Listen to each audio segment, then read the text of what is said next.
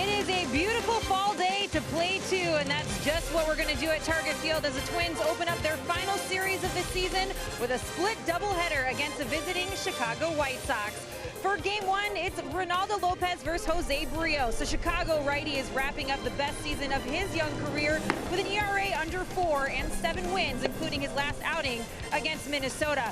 Meanwhile, Jose Barrios looks to bounce back after a bit of a tough one last time out in Oakland, but he's been hard on Chicago throughout his career with a 6-1 record in 8 starts against the White Sox.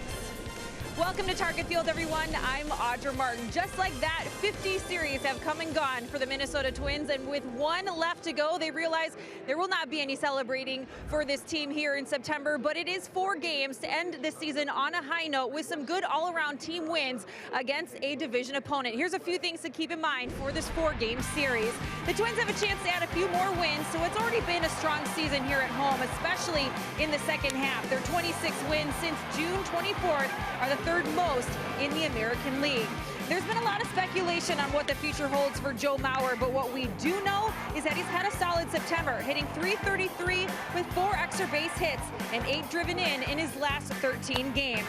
And keeping the White Sox inside the ballpark could be a bit of a challenge for the Twins this weekend. The Southsiders have at least 1 home run in each of their last 7 road games and 72 total since the beginning of July, one of the best marks in the American League. It's game 1. It's Jose Barrios trying to keep the Chicago Bats at bay. Dick Bramer and Bert Blyleven break down the keys for a final Jose Barrios win in 2018. That's all coming your way next.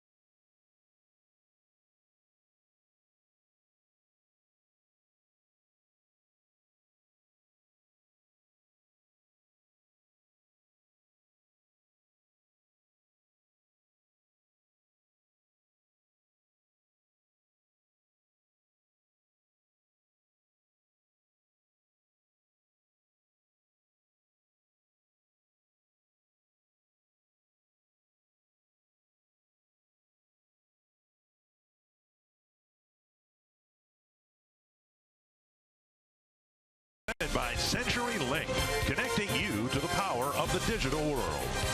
By Sanford Orthopedics and Sports Medicine, for the everyday competitor in all of us.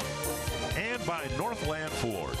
Visit buyfordnow.com and your local Northland Ford dealer today. It's a beautiful day in Minneapolis. The first of two, a split doubleheader between the Twins and the White Sox as the Twins start their final series of the year. And the Twins got off to a good start in the season series against the White Sox, but they've been playing better baseball in the second half than the first half, and now they've won 4 of the last 6. And we welcome you to Target Field. We've got an afternoon game, later a night game. Dick Raymer, Bert Blyleven will be bringing you both games. And this series and this doubleheader getting off on the right foot for Twins fans because Jose Barrios has been really good here at home, and he's been really good against the White Sox. Yeah, Barrios, 8 of his 11 wins have come here at home. And one thing about Jose Barrios, he's 6-1 in his career against the Chicago White Sox. But, you know, it's been kind of a split season for Barrios. Of course, he made the All-Star team for the first time in the first half. Did a great job. Second half, he's kind of faltered a little bit, the high ERA, but walks really don't hurt Jose Barrios. He's a guy that attacks the strike zone, and he wants to finish on a high note, and hopefully with a win here this afternoon. Talking about finishing on a high note, his battery mate Williams Astudillo is the catcher here today, and he's putting together a September to remember. Well, I tell you what, there are certain players that sometimes get stuck in the minor leagues with the Phillies, the Braves, the Diamondbacks. Astudillo's finally getting an opportunity here with the Twins and making the most out of it. His last 14 ball games, you see his average, what he's been able to create a lot of excitement in that on the field and in the clubhouse. A gorgeous afternoon for baseball, a much better day for baseball than we had in April when this game was supposed to be played. The first of 4 against the White Sox and the first of a split doubleheader coming up next.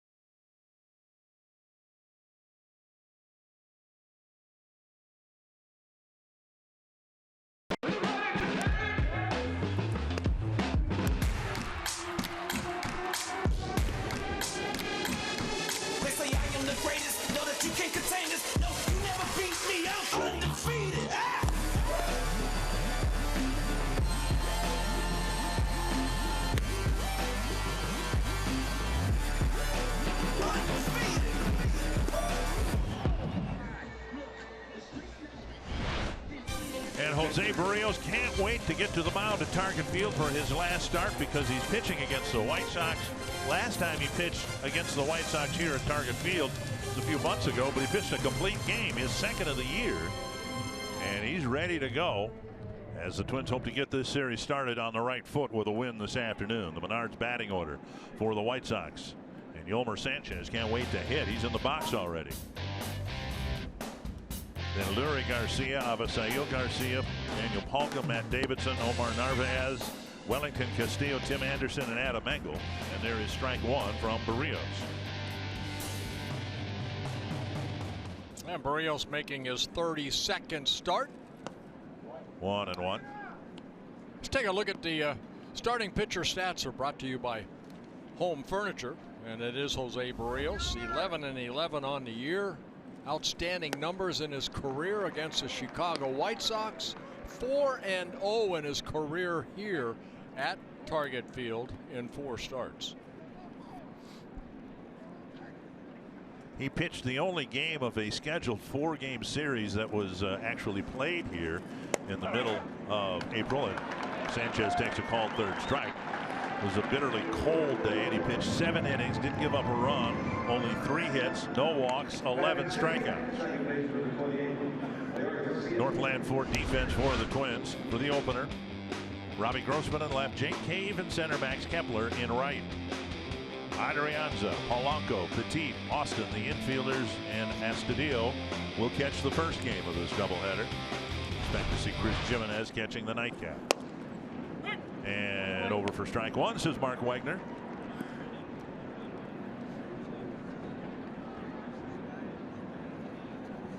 Adrianza back at third base after missing a couple of games, and Wagner calls a second strike on Lurie Garcia. Garcia kind of stepping out, saying, okay. Big strike zone, swing the bat, guys.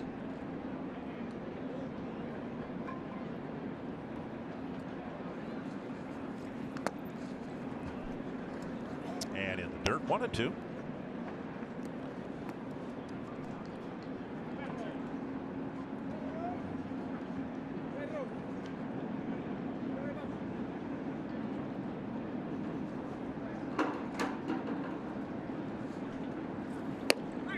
And strike 3. And Berrios has a couple of quick strikeouts, both of them looking. Yeah, both of them inside also. So 2 switch hitters, Sanchez and Garcia, both taking pitches, inner half of the plate. 2 down, and Garcia, Avisail Garcia will hit.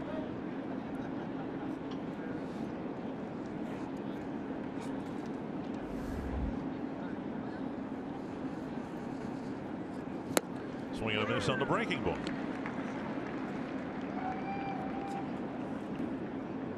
He's had some right knee issues, and otherwise a injury riddled, disappointing season after a breakthrough year last year. Checked his swing. No, it's 1-1. Garcia last year ended up hitting .330, second highest in the American League. Altuve of the Houston Astros won the batting championship last year.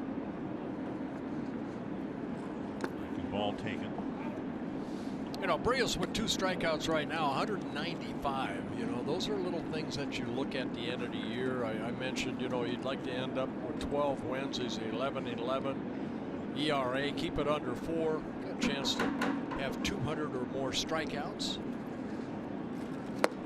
Well, he's off to a great start. He's got 2 strikeouts already, and Garcia's waved at 2 breaking balls, and now Garcia's going for a little bit of a stroll. He's playing with some discomfort in that right knee. And I wonder whether he didn't tweak something on that swing. Berrios has a chance to strike out the side. In the olden days, we'd have called that a snapper mowing down inning. As he strikes out all 3, and Garcia limping a little bit as he goes back to the dugout.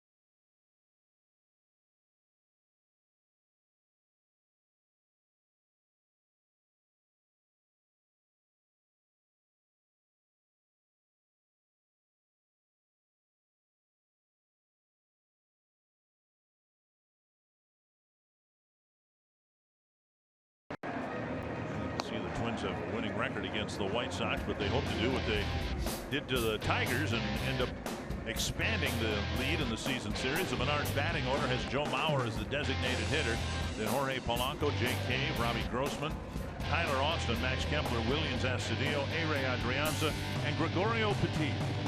And today's starting pitcher stats are brought to you by Home Furniture. Ronaldo Lopez on the mound, making his 32nd start, looking for his 8th win. He's had a pretty solid year in his first full season with the Chicago White Sox. Below the 7-9 mark. Very good earned run average, under 4. Mauer takes a strike. Lopez, good fastball, slurve type hard breaking ball, and a good changeup. He has been red hot as of late. Lopez has. Draw ball headed up the middle. Backhanded. Garcia falls down and can't get a handle on it. Mauer should get an infield hit to start his afternoon. It is a hit, and the leadoff man is on. That would have been a great play by Garcia if he had been able to make that play. He kind of popped up and slipped a little bit. He's kind of looking at the turf right there, but Joe taking it up the middle. Garcia got up. He gets up right here and able to get the handle on that baseball. Would have been a close play at first, but instead it's an infield base hit for Joe Mauer. And now Polanco got 3 hits last night.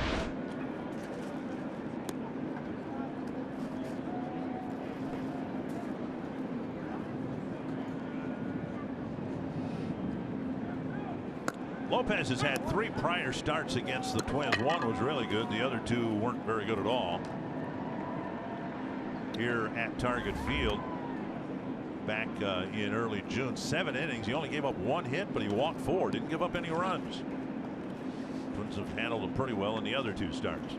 Yeah, one thing that he has been able to do, all 3 starts, he went into the 7th inning. Taken for a ball, 1-1. And in today's game, that's pretty good when you can get your starter into the 7th inning. I mentioned he's been red hot as of late over his last 5 starts, 3-0. In 34 innings, he's allowed only 3 earned runs.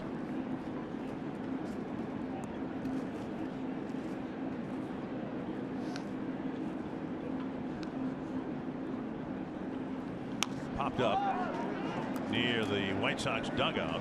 Castillo has room. And Polanco's retired, 1 away. That looked like the changeup right there. Polanco got underneath it. White Sox out of the field have Daniel Palka in left field, Adam Engel in center, and Avisail Garcia in right. Yolmer Sanchez, Tim Anderson left side of the infield, Lurie Garcia, Matt Davidson on the right side, and Castillo, who caught the foul pop, is behind the plate. Here's Jake Cave.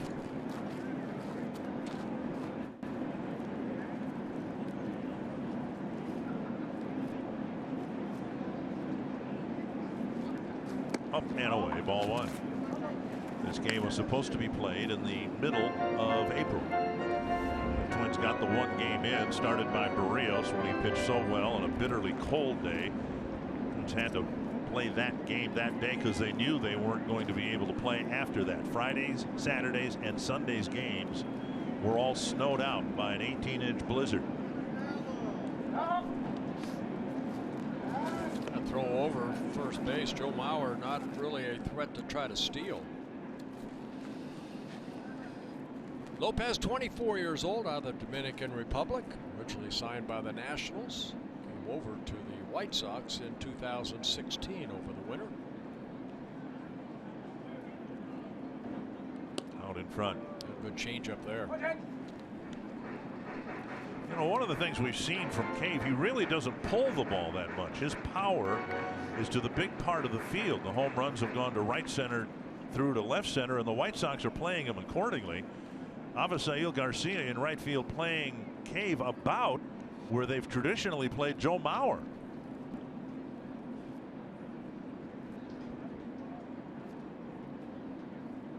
See so many hitters who in their first year or years of the big league of their big league careers are a little pull happy, and that's one thing we've seen from Cave. One of the reasons he's been successful, he tries to use the whole field. Yeah, some of the home runs he's hit here at Target Field, straightaway center. Yeah. 2-1 now to Cave.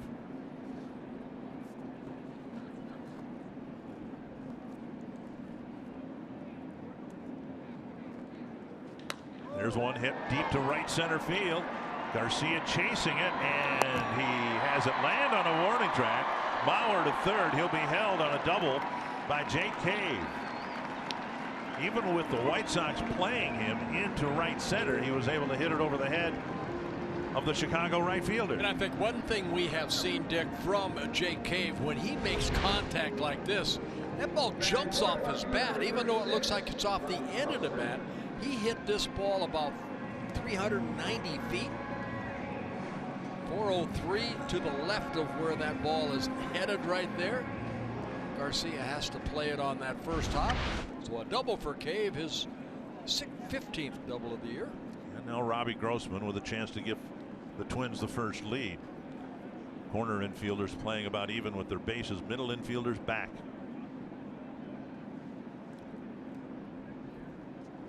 Breaking ball wide to ball one. And Robbie's been one of the Twins' better hitters over the last month plus. In the lineup just about every day. And producing like he did in the first half last year.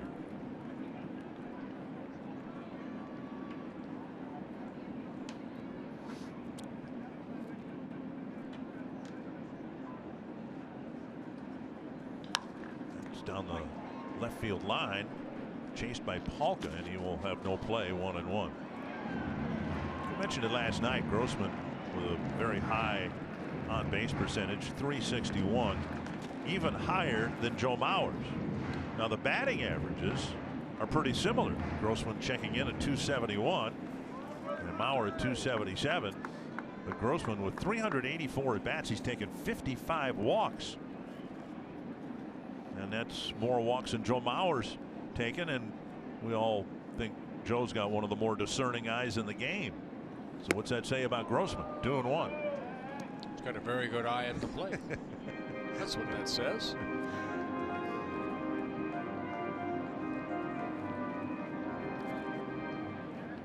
I think what we've seen from Robbie too is the patience that he has at the plate. He's not eager to swing at that first pitch unless it's a cookie right down the middle, but he'll make that pitcher throw 3, 4, 5 pitches in an at-bat. Down and away, 3-1 with Austin on deck. That pitch right there, you know, he knows it's going to be outside a little bit. Let it go.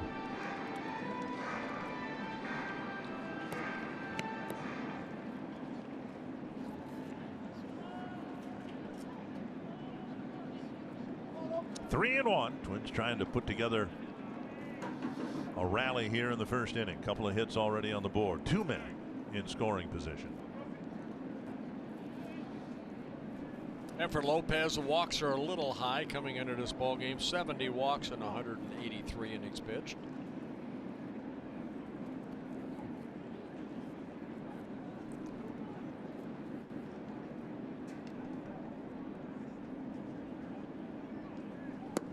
And Grossman takes a walk to fill the bases.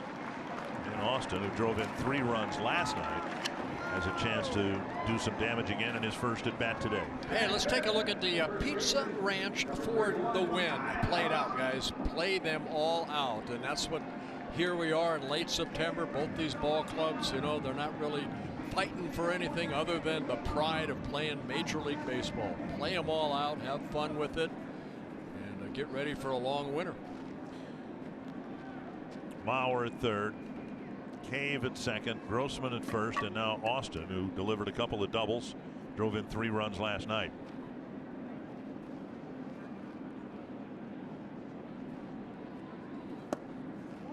At the knees, a strike.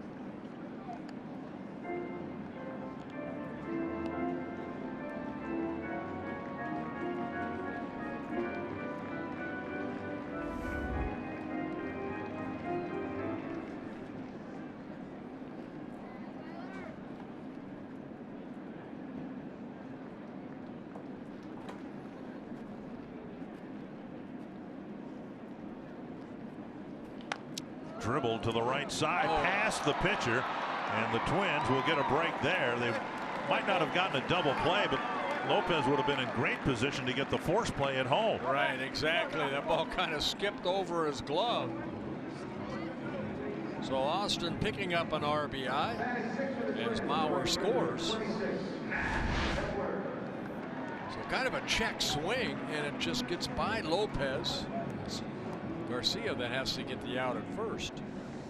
And now Kepler with 2 men in scoring position and 2 down.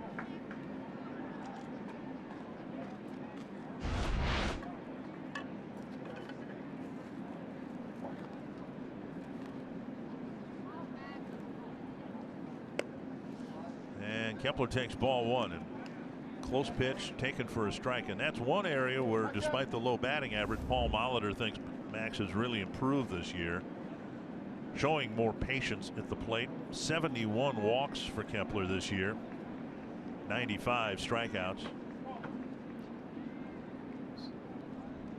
and now 2-0. See if Max can do a little 2-out hitting in that Detroit series. The Twins did a good job in situations like this. 2 outs, a couple runners in scoring position. Last year, Kepler only walked 47 times and struck out 114 times. So the strikeout numbers are down, the walk numbers are up. He hit 243 last year, and he's hitting 223 right now.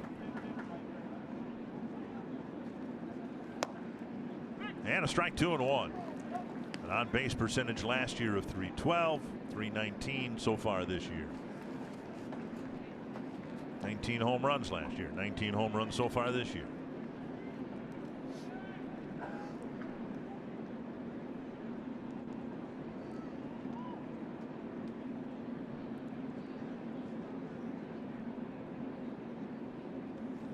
Down and away. And it's another 3-ball count. Astudillo on deck in the event Kepler walks. 2 hits and a walk and a run so far on this beautiful fall afternoon.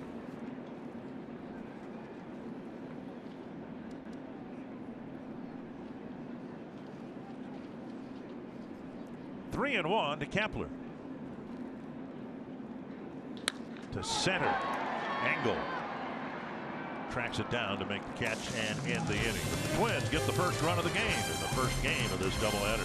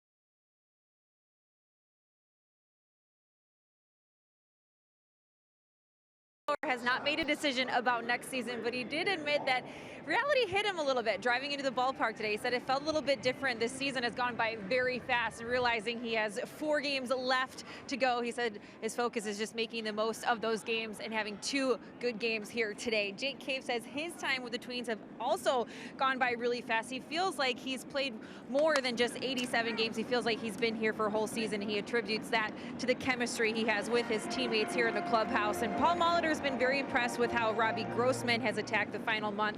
He says when he's in the lineup, he's ready to go, and when he's not in the lineup, he's ready to go. He says he takes advantage of every opportunity to improve, and he shows signs of improvement every day. Guys?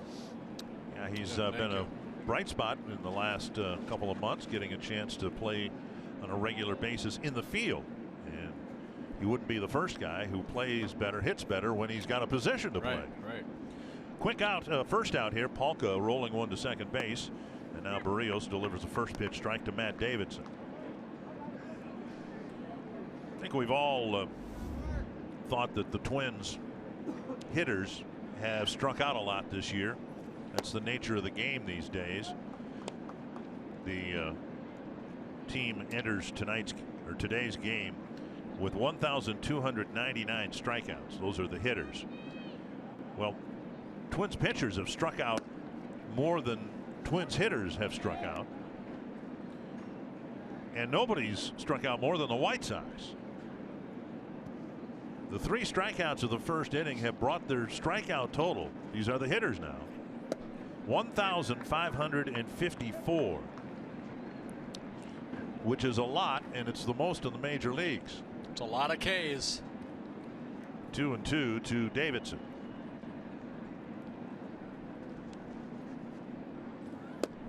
Just missed the outside edge. 3-2.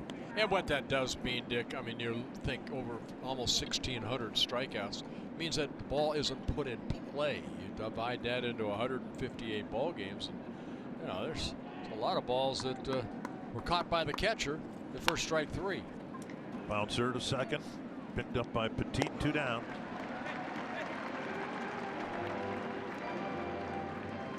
It's always nice. Kyle Gibson had it for a while. Dominance over the White Sox, and our DQ combination showing that Barrios has a really good mark against a team within his division. Yeah, not only the 6-1 record, you know, overall in the 8 starts, it's how he was able to do it here at home. At home in 4 starts, 4-0, a 1.16 ERA, only 4 earned runs allowed in the 31 innings he worked in 4 starts here at home. Narvaez, the designated hitter, a swinging strike 1. And those 31 innings, only 2 walks, 40 strikeouts. So yeah, he's had a lot of success against the White Sox in his early career. Fouled back, 2 strikes.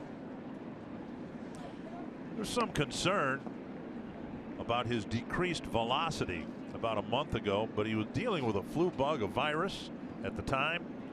And that game where it didn't look like he was going to be able to get through the first inning. He had a stomach issue, but he fought through that. And then what we've seen over the last 3-4 starts, return of his mid-90s fastball. 3 weak ground balls, couple of broken bats, and another 1-2-3 inning for Barrios.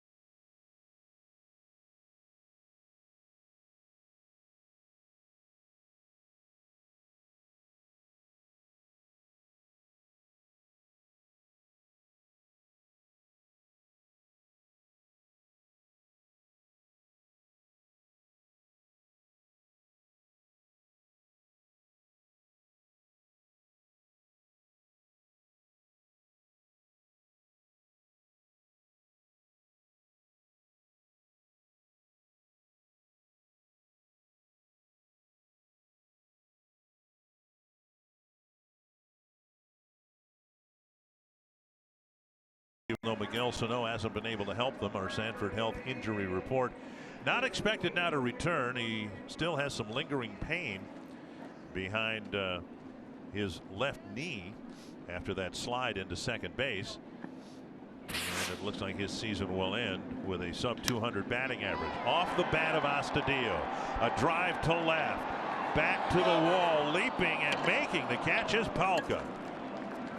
Astudillo nearly touched off another home run. I think Astudillo thought that he got it all because I think down the line looked like he looked into the Twins dugout.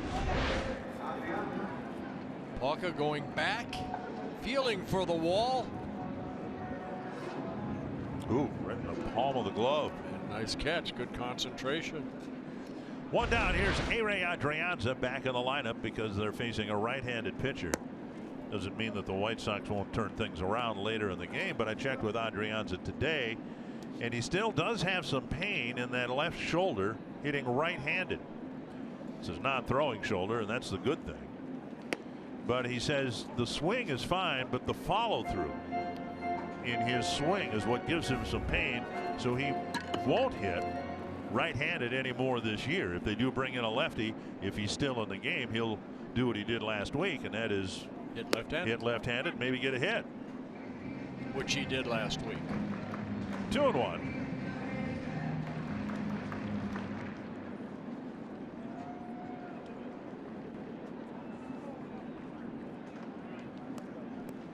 One thing Adrianza's done is he hit well from both sides of the plate. 267 as a right-handed hitter, 252 from this side of the plate. The 6 home runs coming from this side of the plate as a left-handed hitter. 2-2. Twins will face right-handed starting pitching except for tomorrow when Carlos Rodon will go for the White Sox.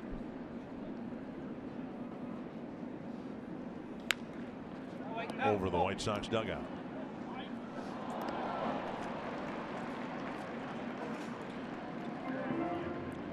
Assuming we don't have a postponement today, tomorrow, or Sunday, the Twins will have had 4 postponements all year, all of them at home, 3 of them against the White Sox.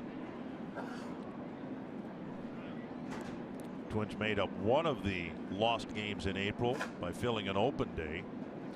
They had another game made up as part of a conventional doubleheader, and today the split doubleheader. Full count to Adrianza. The White Sox had the 3 postponements here and 2 more, so they had a total of 5 postponements.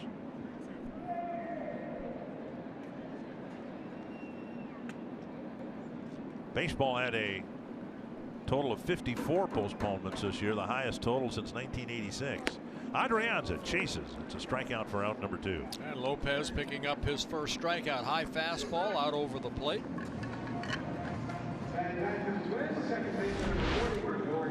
Lopez coming into the ball game averaged about 7 strikeouts per 9 innings. You can see the good fastball, upper part of the zone. And now Petit will bat.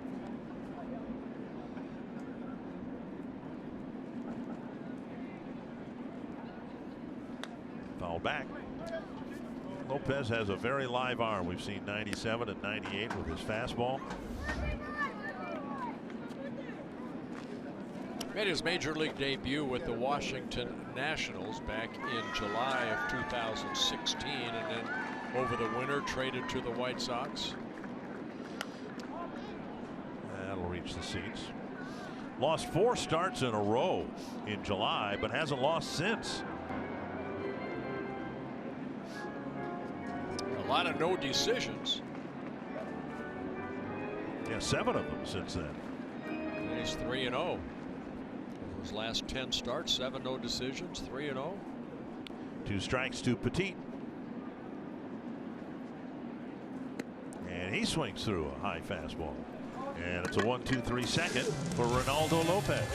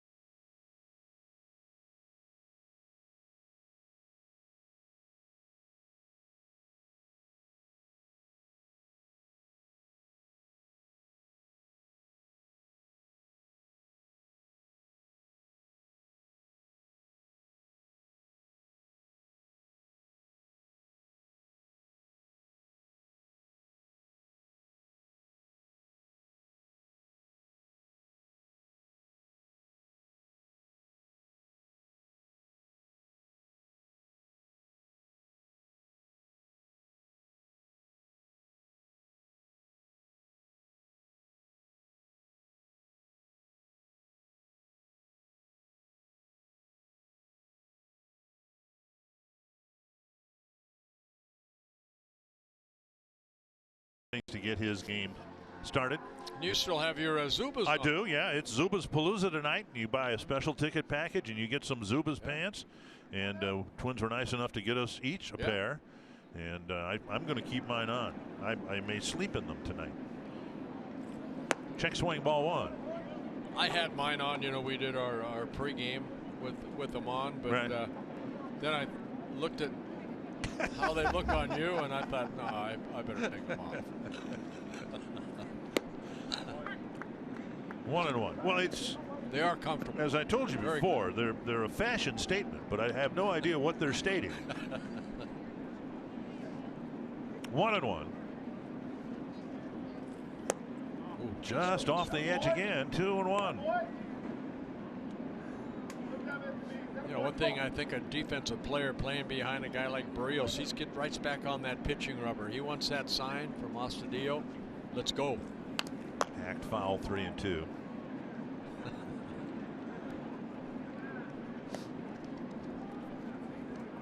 Mentioned that he had a complete game against the White Sox. And of course, he started his year with a complete game against the Orioles. A shutout against the Orioles.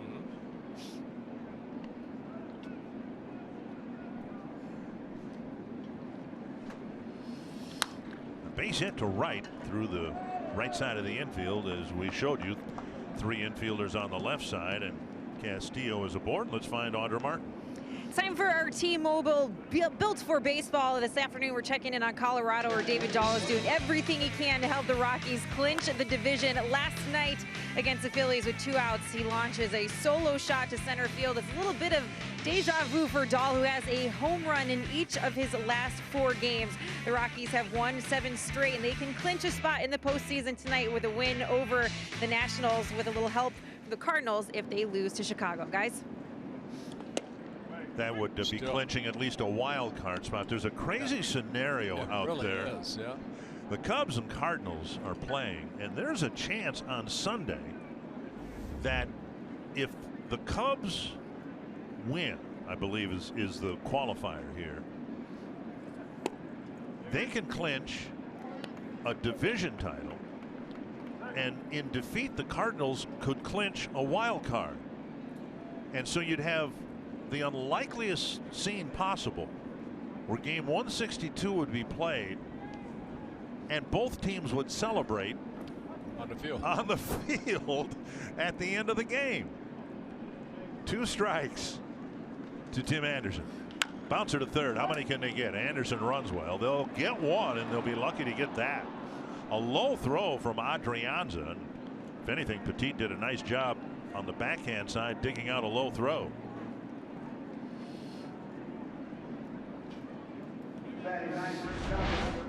As an infielder, you to make that play right there, you want to make sure you get 1. You saw the ball hit the heel of the glove, maybe didn't get a good grip on that baseball, but Petit keeping his foot on the bag and then losing the ball in exchange.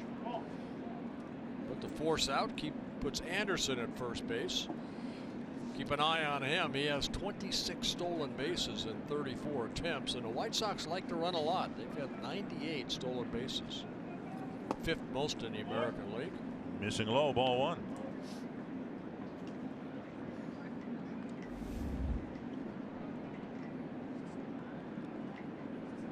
Barrios had his complete game against the White Sox in early June, and then his great effort on April Fool's Day in Baltimore.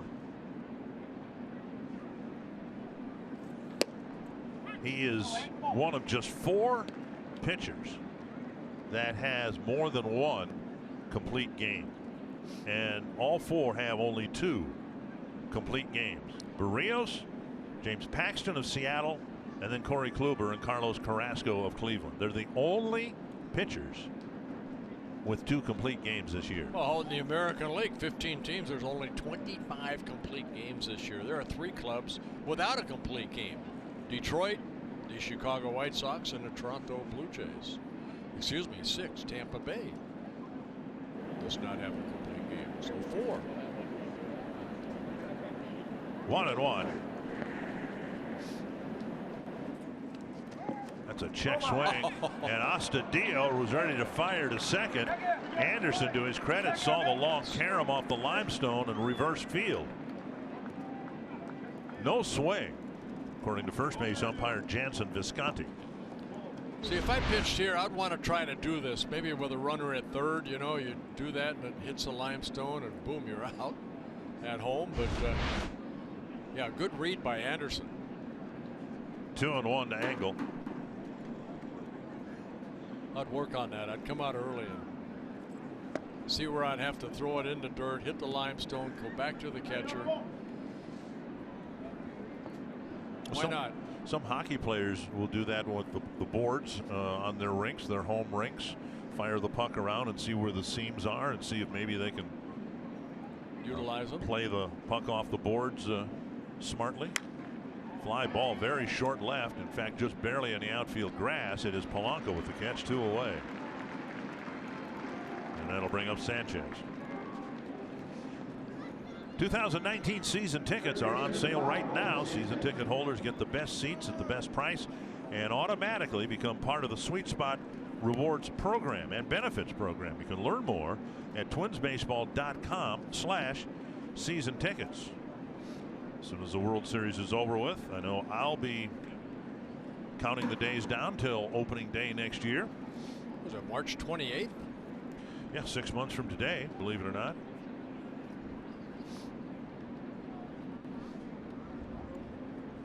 Opening March 28th. And a throw to first. I think the White Sox were thinking maybe Barrios balked. No. He stepped off. And Anderson just didn't really go back. And they made a quick throw. And a quick tag by Austin. Very close. That's what they're looking at.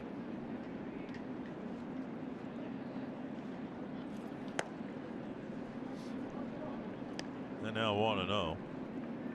Just looking at next year's schedule. Twins, of course, have Milwaukee coming here. The Mets will be here for a couple of games. Atlanta coming here for 3. Washington Nationals coming here for 3. Next year, the Twins finish on the road and open at home. So it's a National League East. Yep. Turn for interleague play for the American League Central. Twins will be going to the Mets for a couple, going to the Phillies. That's in the first road trip of the year. Swung on and missed, and it's 1-2. Going to Miami, play the Marlins. I know we are. I'm trying to find when that is. It's at the end of July and early August. Yep. Nice time to be down in South Florida. Yeah. At that time of the year. Yeah.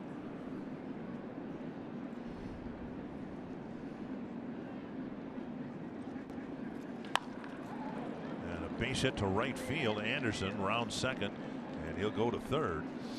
Sanchez with a base hit. First and third, 2 down. Yeah, that breaking ball didn't have much bite on it right there. It kind of stayed on the same plane, and that allowed Sanchez to make good contact and picked up the second hit of the inning.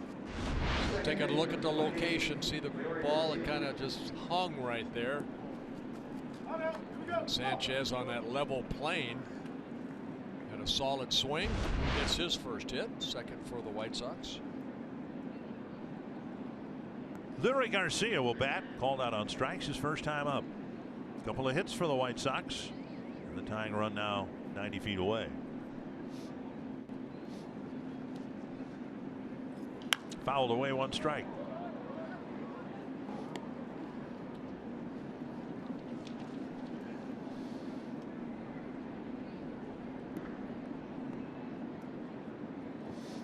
Larry Garcia just activated off the disabled list. A couple stints on a disabled list with a strained left hamstring.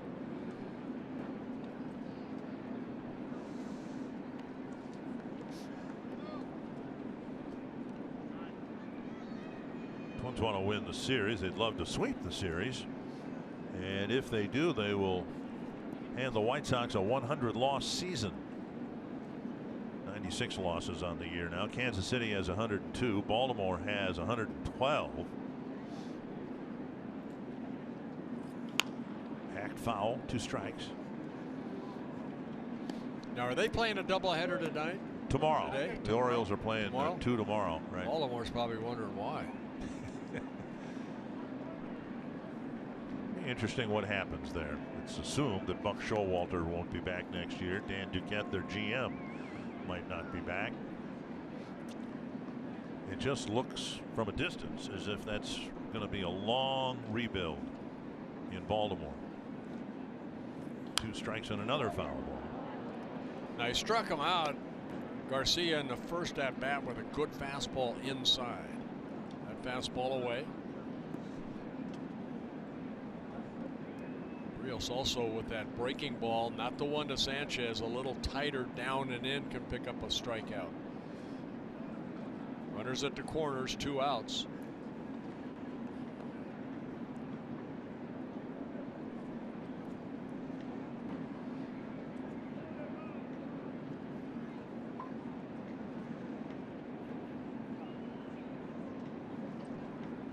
Breaking ball. And he stayed off of it. Pretty good pitch. Garcia stepped across the plate almost like he was headed to the dugout. Was it that close? Well, I think his the ball was just down and in near his feet.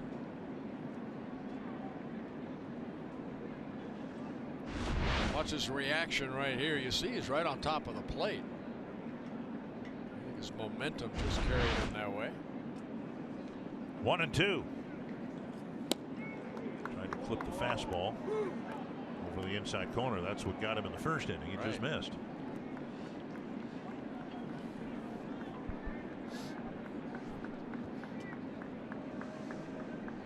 Had to work a little bit here in the third inning with a couple of base hits and a scoring threat for the White Sox. Ground ball. Nice stop at second by Petit. Comes up firing. And Austin can't dig out the low throw. So the run will score and the game is tied. A base hit with Garcia hitting a sharp ground ball and Petit almost turning in a good play.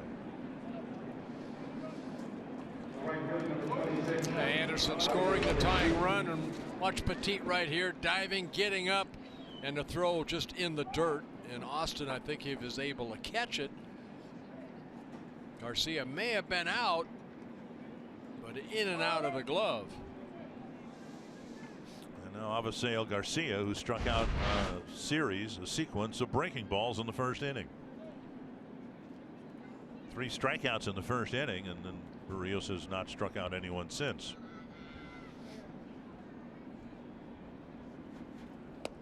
Fastball that covers the inside corner.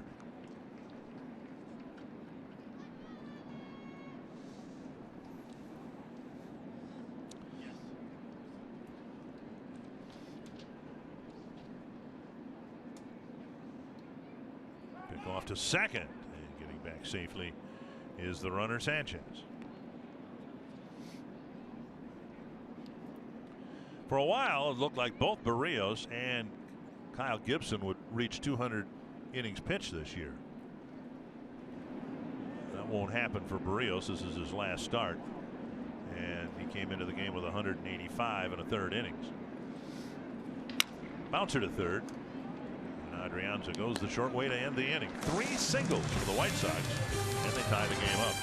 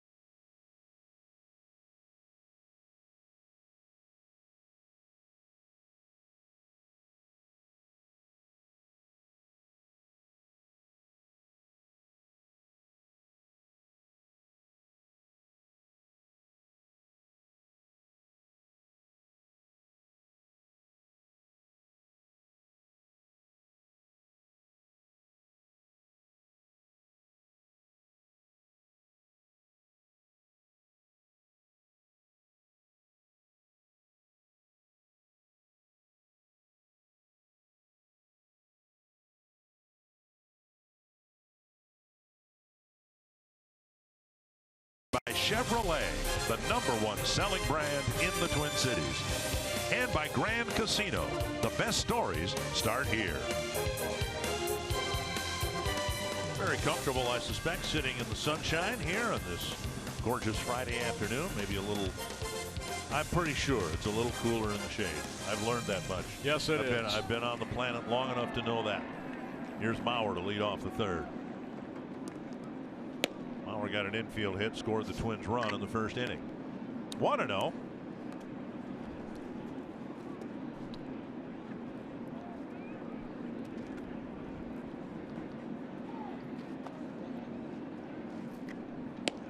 Two and 0.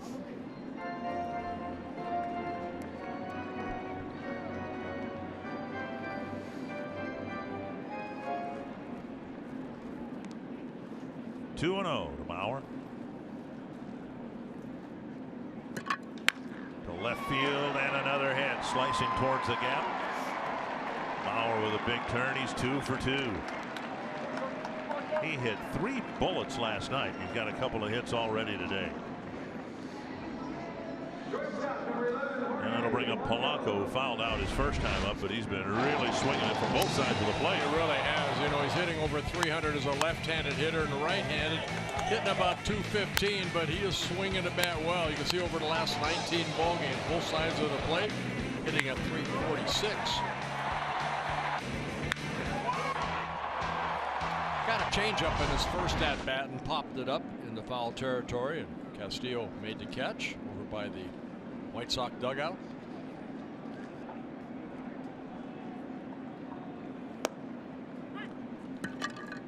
You know, it's an exercise I think a lot of fans do during the off season, taking their team. If you're watching today, we'll just assume that the Twins are your team and just go position by position and ask yourself whether it can be better in 2019 than it was in 2018. And with Polanco at the plate, I think the answer would be a resounding yes, because he wasn't around in the first half, squaring and taking a ball 1-1. But you can't discount what Eduardo Escobar did for the Twins at short and at third base in the absence of Polanco in the first half. Escobar was tremendous. He's continued to get some big hits for the Diamondbacks, even though they're not going to be in the postseason. You know, and Escobar's a free agent at the end of the year, so you never know. He loved it here in Minnesota. 1-1.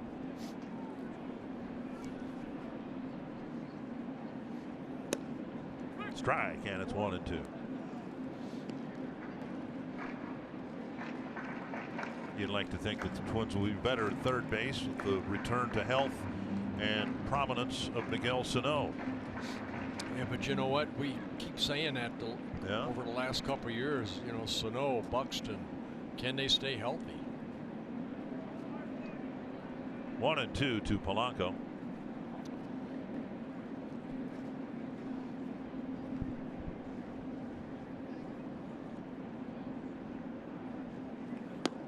Outside, 2-2. Right side of the infield was kind of the stable part of the Twins lineup in the first half of the year. But then, of course, the Twins traded Brian Dozier, and we don't know about Joe Mauer's status for next year. So a lot of things on the right side of the infield are up in the air.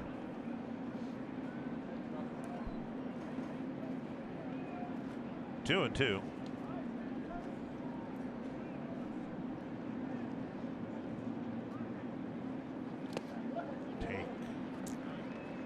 And it's 3-2.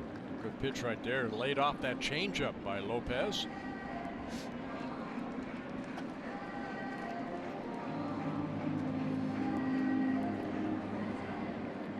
Lopez with 40 pitches so far, 22 strikes, has 1 strikeout. Walked Grossman in the first.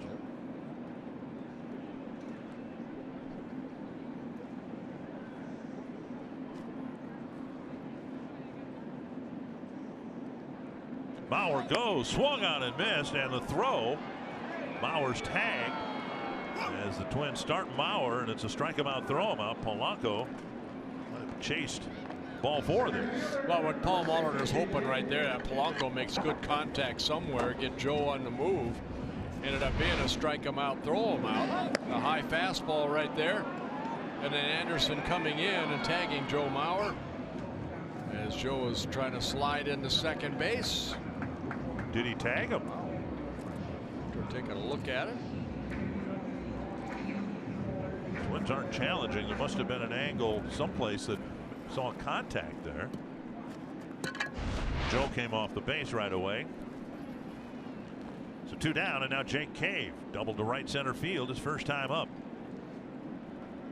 The biggest swing in the first inning rally the Twins put together. Off-speed pitch over for a strike.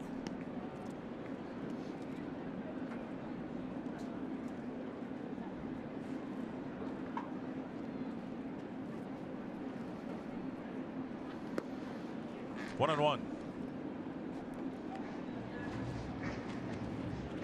The White Sox as a team have had 73 quality starts this year. That's a pretty big number.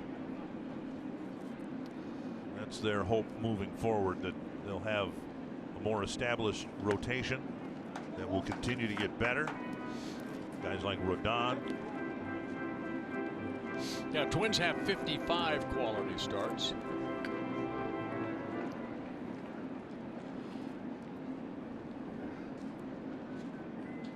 Gibson was 17 and Barrios was 16, leading the way.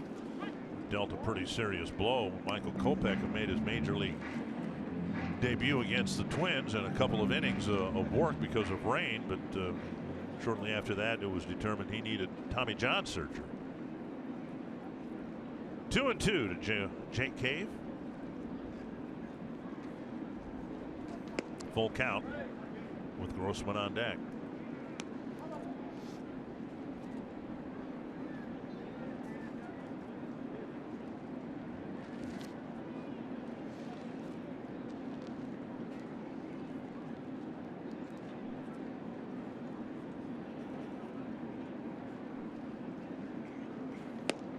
On the outside corner. King thought it might have been ball 4. Only 3 men bat in the third, and we're tied at 1 going to the 4th.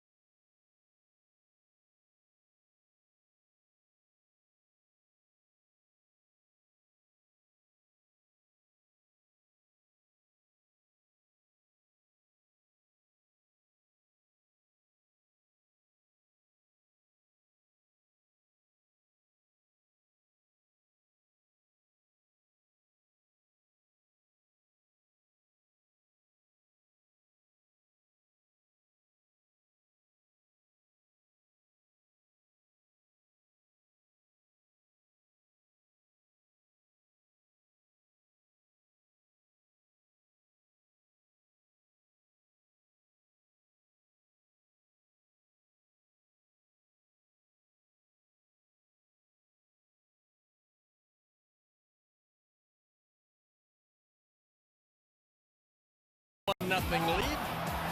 Thanks to an infield out right there. Austin getting the RBI as Joe Mauer scores in the first inning. And Larry Garcia on an infield base hit.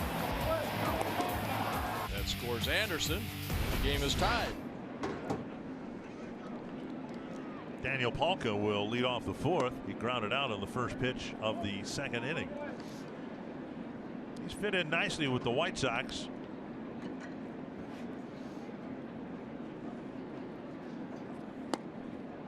Palka with 405 at bats, 27 home runs, but 145 strikeouts. Well, again, you know, I mean, Jim Thome type of approach to the plate, you know, lock and load.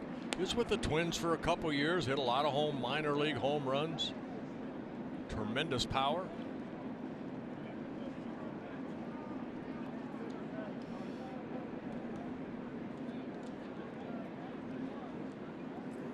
Does not get cheated. Well, he's the king of exit velocity. I mean, he swings everything at everything very hard in the hope that he hits it. And when he does, it goes a long way. He's hit some mammoth home runs this year. It's easy to understand why the White Sox are leading the world in strikeouts when you look at their stats. Abreu 109, Tim Anderson 149, Matt Davidson 159, Engel 128, Moncada 214 strikeouts, and then Polka 145, Sanchez 132. And the walk right there to Polka. He tried to change up, Barrios did, and missed down and away. First walk for Barrios. Right now, the Twins have just 2 hitters with 100 or more strikeouts. Rosario with 104, Sano with 115. Kepler could get there. He's got 95. Cave could get there. He's got 98. For that matter, Austin could get there. He's got 93. But the White Sox could just about start an entire lineup of players with triple digits and strikeouts. Davidson the batter, 1 strike from Barrios. Hooked foul, 2 strikes.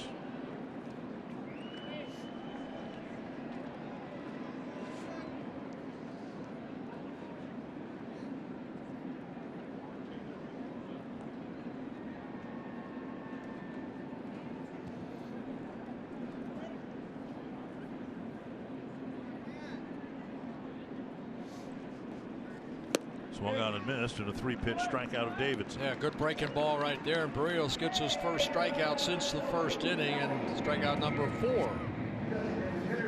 And now with 197 strikeouts on the season. Good hard breaking ball, great location. Replay brought to you by Ram. Pitches.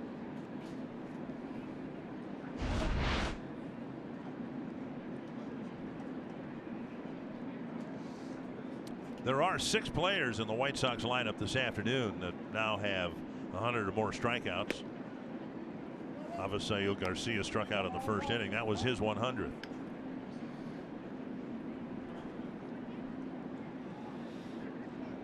One and 0.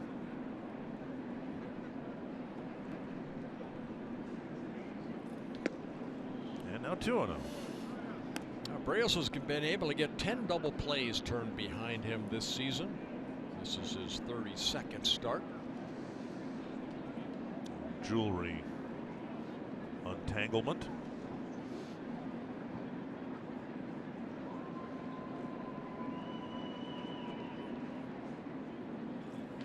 Three and 0. White Sox got 3 singles to score a run in the third. Malka drew a leadoff walk, and now it's 3-0 to Narvaez.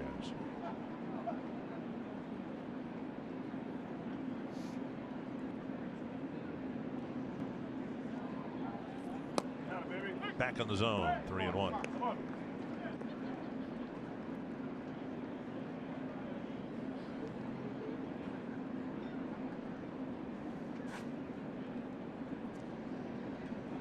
Narvaez has struck out 64 times and only 274 at bats.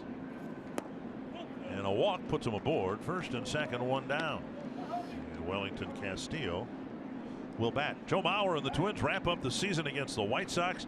Fan Appreciation Weekend presented by Caribou Coffee continues tomorrow. First 30,000 fans getting a Twins stocking cap.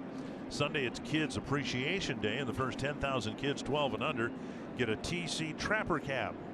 Get your tickets at twinsbaseball.com. You'll be glad you did. Now, those are the giveaways that were supposed to be given away back in April, but they've come in kind of handy. Yes, they on have. A cool fall afternoon here. Good timing. There's no school today? I mean, I've always said it's an excused absence if you don't go to school and go to a baseball game, at least in my book. I agree. Asadillo, you saw him go out to Barrios, a runner at second base for the first time. Make sure they're on the same page as far as what sign they're using. Breaking ball in front of the plate.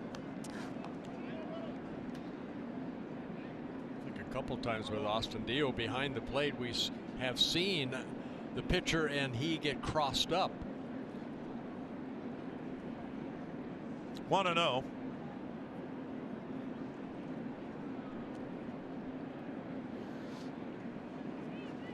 Fastball on the outside corner.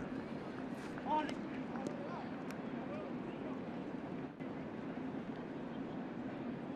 was going to wear, you know, one of the hats that they gave away today, but I determined they clash with my Zubas. But then someone suggested to me that everything clashes with Zubas. 1-1. Just off the outside corner, 2-1. So, you know, this is a fashion statement. It is. It definitely is. And you'll get a chance to pick up your own pair of these tonight if you buy the special ticket package. I hung mine up. I want to save it. So you can wear blue with it. You can wear red with it. It's got some brown in it. I said I hung it up. I just threw it in the corner. Fly ball center field. Cave hustling in, and he gets there for out number 2. And that'll bring up Tim Anderson. Always nice to have speed out in the outfield, and Cave with that speed makes a nice running catch. Since we were talking about Palka, you know, we can talk a little bit about Cave. Cave appears to have Palka type power, but he's a much better defensive player than Palka is. And yeah, but Palka's built. I mean, he's built like Jim Thome. He's just standing at second base. You look at him, and he's got that same type of body frame. Strong. But I guess since Cave ran in and made that catch, you could maybe say that that'd be a catch that Palka wouldn't be able to make because Cave runs better. That's why Cave is playing center and Palka's at left. Or the designated hitter. 1 strike to Anderson. Reached on a fielder's choice and scored the White Sox run last inning. Fouled over the Twins dugout, and it's 0-2.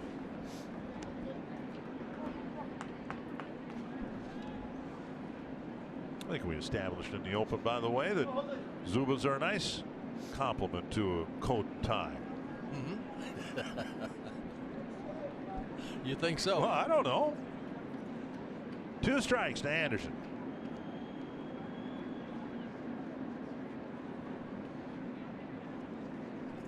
Checked his swing. No swing.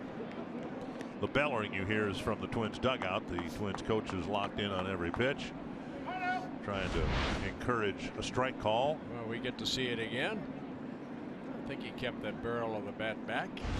Anderson, former #1 pick by the White Sox back in 2013, 17th overall in that draft. In his 3rd season with the White Sox. Glove by Barrios for the 3rd out of the 4th inning. It's still 1 apiece.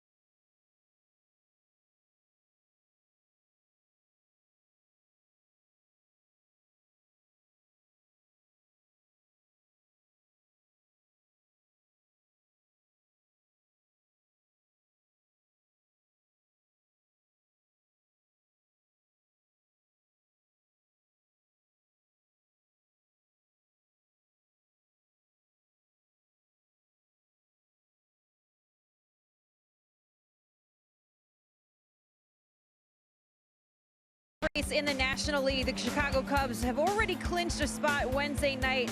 But last night, thanks to a 2-run triple from rookie David Bodie and a National League leading 18th win from John Lesser, they are now 1 game ahead of Milwaukee in the National League Central. That means their magic number to clinch the division now is down to 3 with 3 games left to play. That includes today, right now leading 2-0 over the St. Louis Cardinals, guys.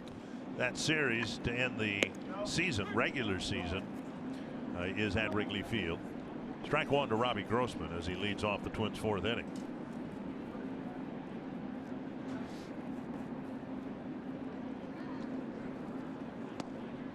One and one. Grossman, Austin, and Kepler, the Twins. 4th.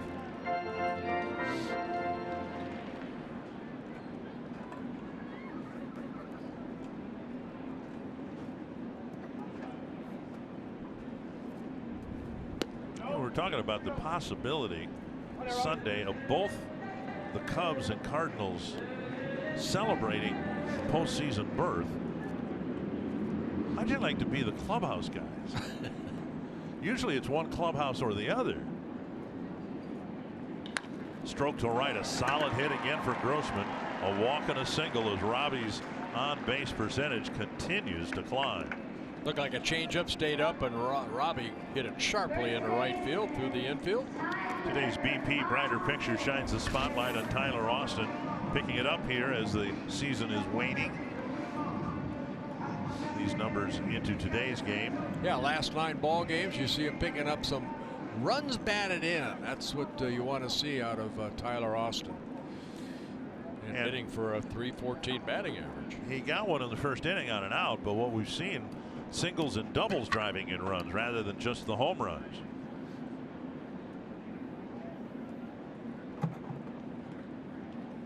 Up and in.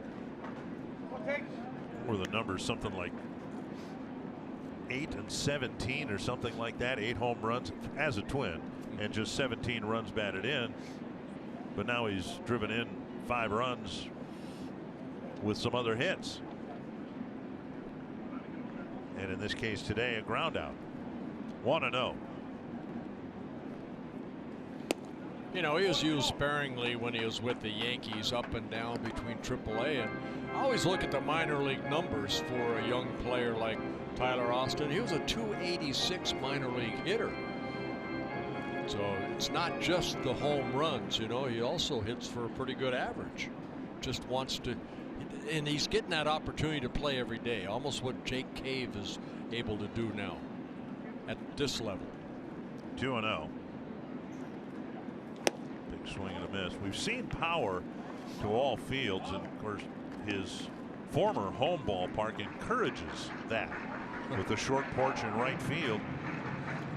Now it's a little bit literally taller order here with the high fence in right field at Target Field.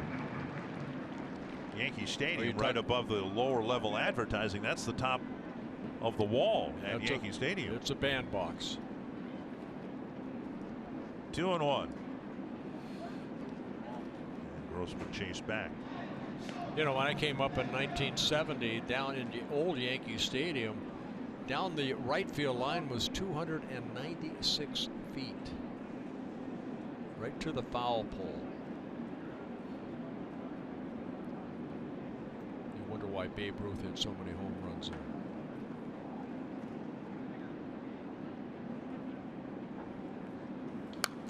Foul back into the press box, and somebody made a nice catch. Rhett Bollinger, who Rhett, nothing to it. He just got a cast off his left arm. Very nice. Wow. Member of the media that can catch. Extraordinary. 2-2 to Austin. Yeah, he broke his left hand, didn't he, playing softball? Yeah. Got to get him for our fantasy camp. Just low, and it's 3-2. Kepler on deck. Well, like Joe Mauer last inning, we'll see if they send Grossman right here. Now Polanco a little bit easier as far as handling the bat. He just ended up striking out on a high fastball. Austin, who is strikeout prone. And Robbie, like Joe, not a stolen base type threat individual.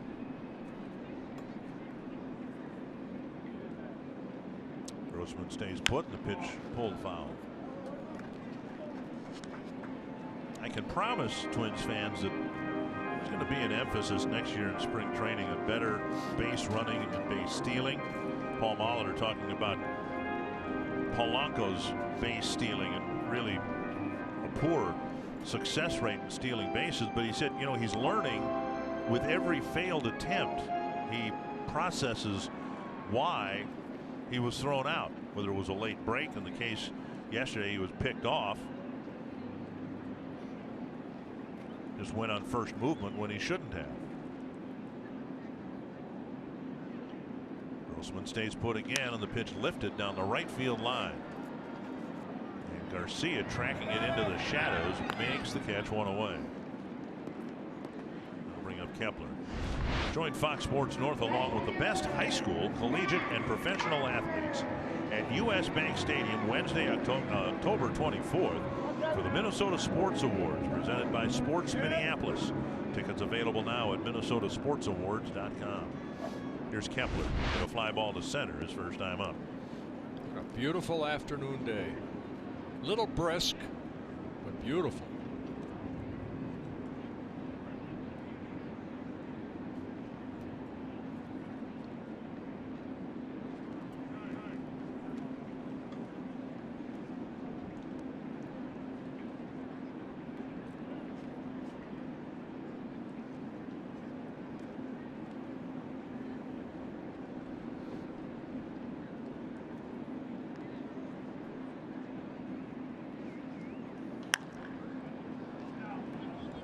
Foul ball chased by Sanchez, and he makes the catch. Out number 2. Bring up Astudillo. Astudillo nearly hit a home run. His ball caught by Palka on the warning track in the second. Again, the Twins are facing Lopez here, who has been red hot. I mentioned 3-0 over his last 5 starts, only 3 earned runs allowed, and 34 starts. A lot of quality starts this year for the right-hander. Lopez has a good fastball, but there aren't many that can get by Astudillo. He nearly hit a home run in the second inning on a Lopez fastball. And so he gives him a breaking ball first off the plate.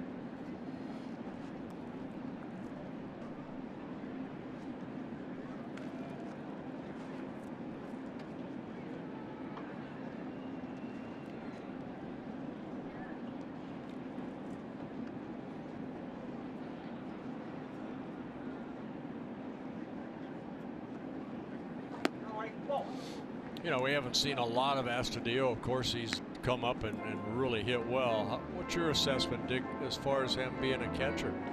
Well, I think he could be a reserve player for the Twins, and it's assumed that Jason Castro will be ready to go, and Mitch Garver will be with the team, of course, next year. But if you can find room for an Astudillo type player, it gives you the flexibility of, among other things, pinch running for a catcher if you want to, because you've got a third guy who can catch. I just look at his minor league numbers with the Phillies, the Braves, and the Diamondbacks, and you know, 309 career hitter. What has kept him out of the big leagues before the Twins gave him that opportunity? Last night we made the comp between Astudillo and Chris Herman. Astudillo's a better hitter, but Herman can play a bunch of different positions. We've seen Astudillo in the infield and the outfield. 2-1.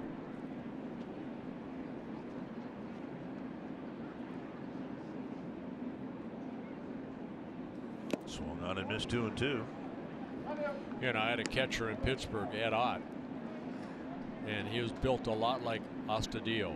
Really? Very solid, yeah. But Ed was a left-handed hitter. Good hitter. And a great catcher. And a short autograph. Yes. 2-2.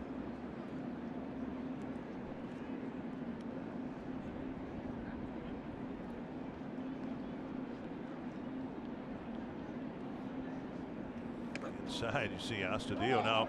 Grossman trying for second base, and he kicks the ball into short center. He'll hold up at second. Anderson trying to cut across, actually had his glove. Well, it's Garcia, I beg your pardon, who was trying to make the play at second base, and Grossman kicked his glove off his hand.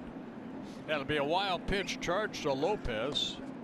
It's his 7th wild pitch of the year. You see this ball get away from Castro in and out of the glove, but the throw almost like a sinker toward second base.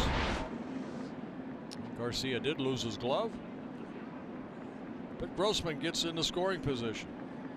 He's only walked once, meaning Astudillo, and he's got a 3-2 count.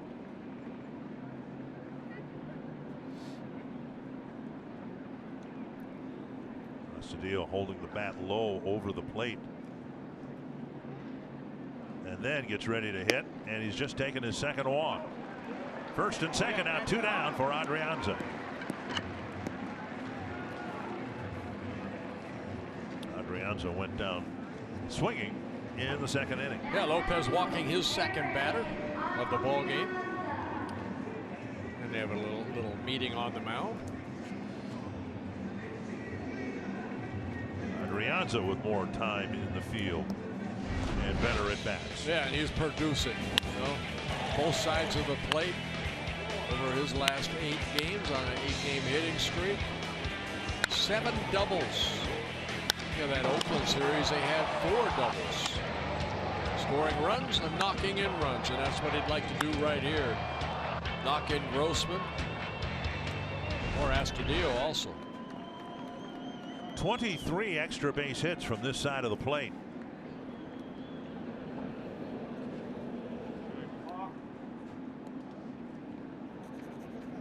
Through the last 2 games against the Tigers, Twins got a lot of 2-out RBI hits. Looking for one now from Adrianza.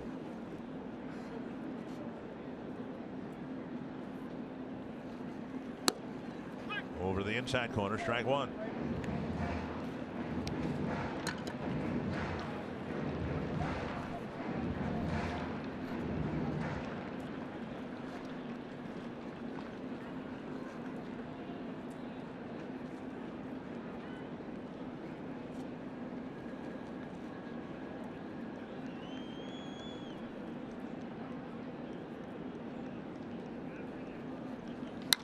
Roller to the right side. Leury Garcia scoops it up, throws to first, and the inning ends. We head to the 5th, tied at 1.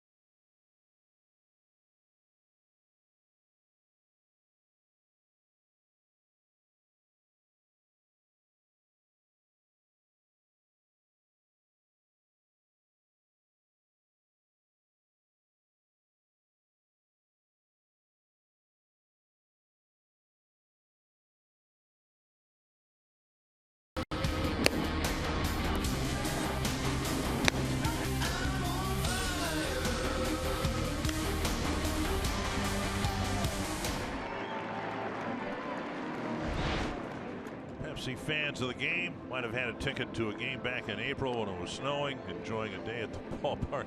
A couple of cute kids enjoying a ball game. That's what I'm going to miss the most. Walked around the ballpark today, as I do occasionally, just to see Twins fans and the excitement they have when they come to the ballpark. And great to see so many kids here today.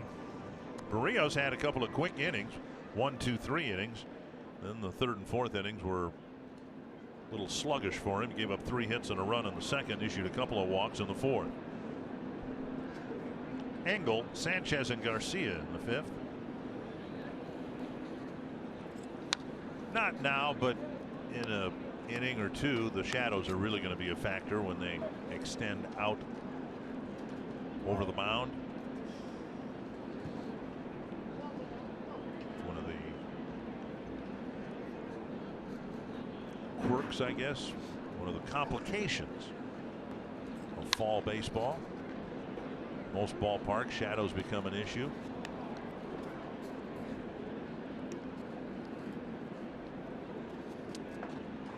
Oh, and 2 to Engel. Did a short pop up to Polanco, just barely on the outfield grass. His first time up. Half swing, but he went. Astudillo needs to make a throw, and he'd better hurry because Engel can run. That completes the strikeout, and for Berrios, 5 strikeouts in the game. Yeah, now with 198 on the season. We'll bring up Sanchez. He got a base hit, and the White Sox got their run in the third. Sanchez, a guy you want to keep off the base, is good speed. You can see he's had a very good season against the Twins, hitting over 300. 14 stolen bases in 20 attempts. Fouled off the screen in front of the Twins dugout. 1 strike.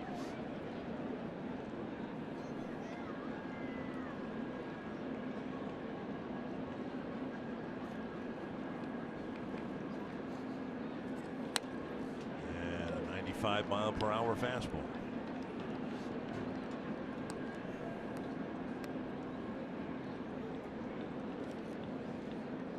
There is no next start this year, so the Twins will let Berrios go as long as they feel comfortable. 76 pitches now. He'll finish shy of the 200 innings pitched mark.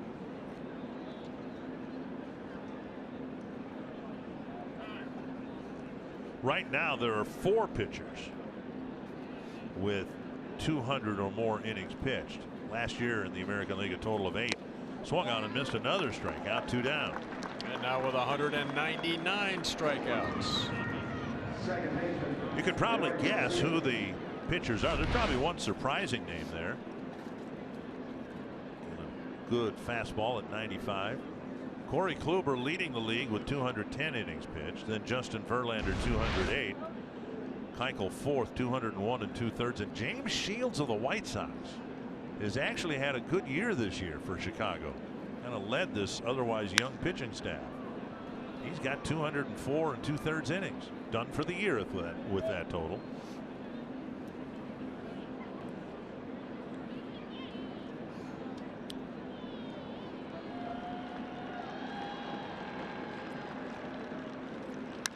Dribbled up the line. Berrios with Austin getting to the bag, making the play, and a good 1, 2, 3 fifth for Berrios.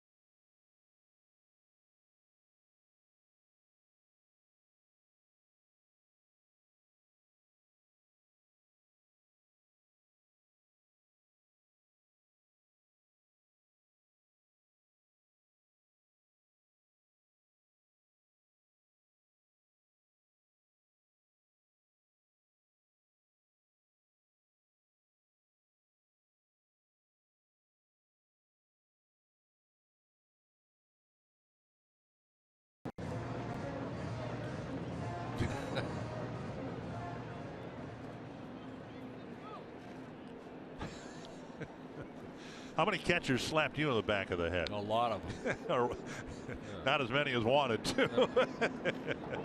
Here's Gregorio Petit. Petit struck out swinging his first time up. Takes a breaking ball for strike one. Mauer and Polanco will follow. Trying to regain the lead they took in the bottom of the first inning, but lost a couple innings later. Yeah, Lopez, couple walks, 4 strikeouts in the ball game. Giving up 4 hits. Make it 5. Come on. Behind first, and that ball's going to land in foul territory by about a foot. Tigers got a couple of hits like that last night. And Petit made a bid down the line for maybe a double. 2 strikes now.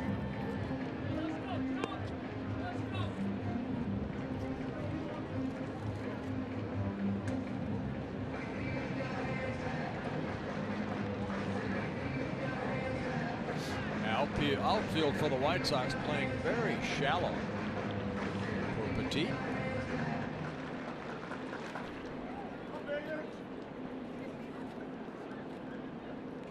See if he can hit one in a gap somewhere.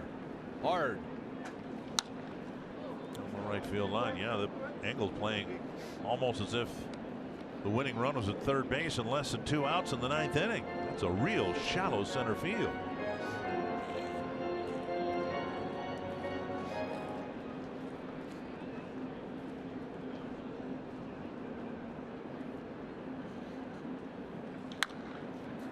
Right field corner, Garcia. And the fair warning track makes the catch. 1 down. Bring up Mauer, an infield hit and a solid line drive single to left.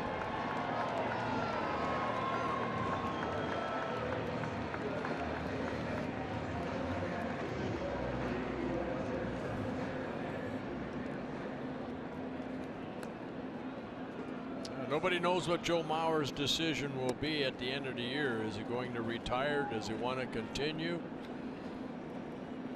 So a big 4-game series for Joe. If he does decide to retire, you want to end up having a great series. Always has had a good series against the White Sox career-wise.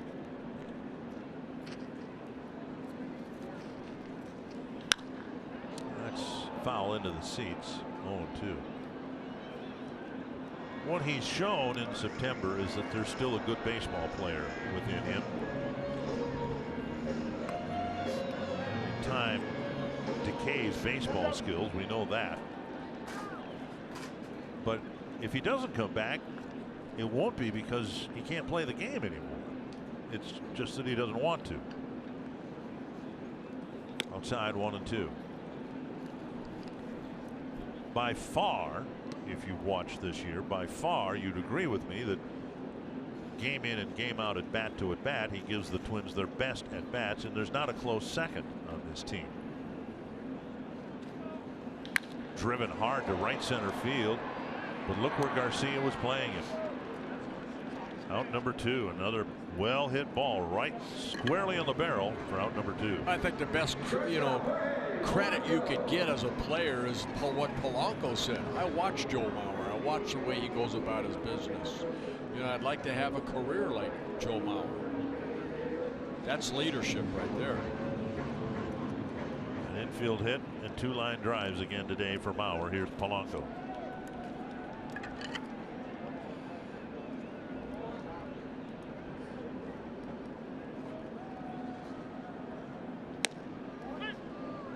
Strike 1. Polanco with a foul out in the first. And a strikeout in the third, and that's when the Twins sent Mauer. He was thrown out at second base. Strike him out, throw him out. Fouled away, 0-2. Lopez looks locked in. Twins haven't done much against him since they scored their run in the first inning. The run scored on an out.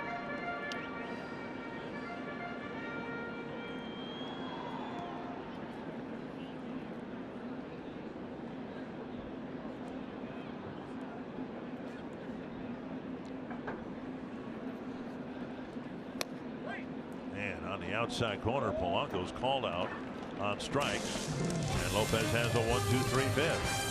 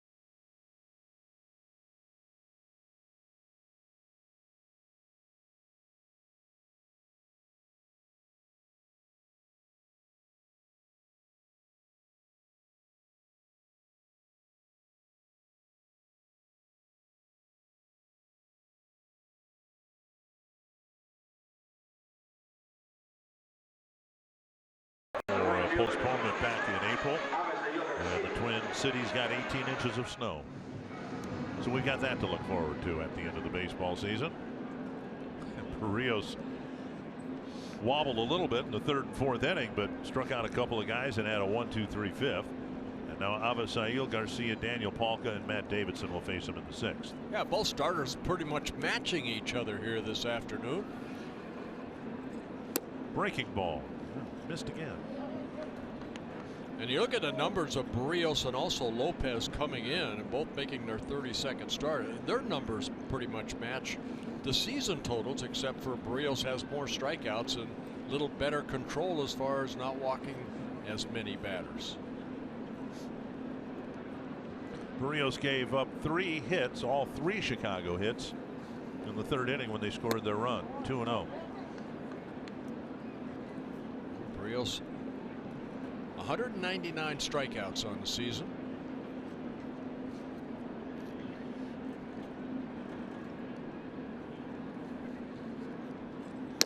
There's a strike. Good fastball, good location. Of course, Max Scherzer eclipsed 300 strikeouts the other day. Justin Verlander leading the American League with 280. His teammate Garrett Cole with 272. 3-1. Palka on deck.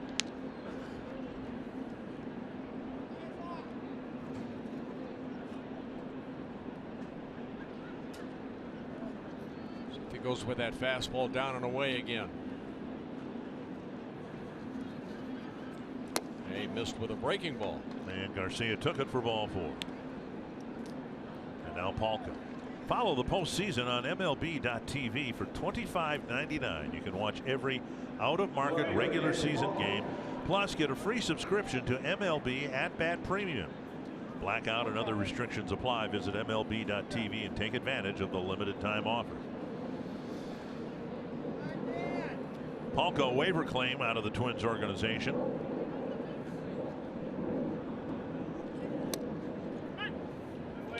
His last year in the Twins organization, a setback. He was hit by a pitch, broke a finger, and missed the middle of the season.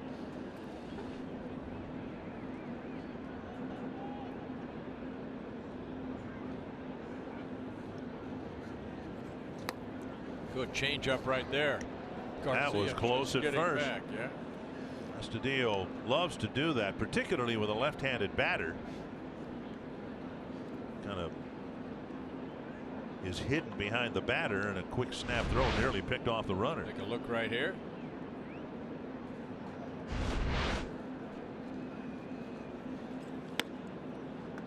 up high, and it's 1-2.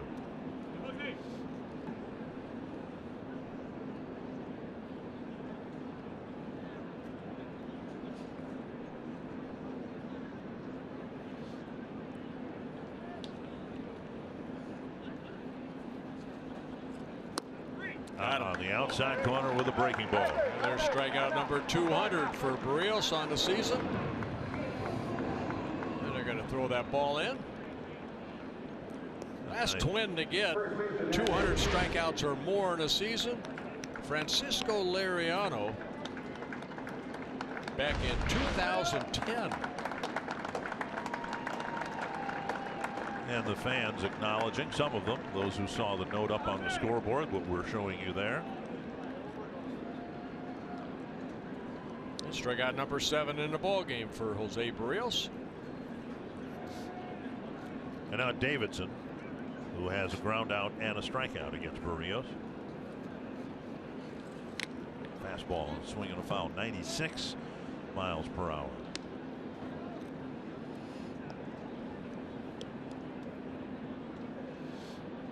You talked about Verlander leading with 280 strikeouts in 208 innings pitched. Of course, Chris Sale, because of the injuries he's had, third with 237 strikeouts. But that 1-2 punch in Houston, pretty nasty with Verlander and Cole. Right now with 200, Barrios is 10th in the league in strikeouts.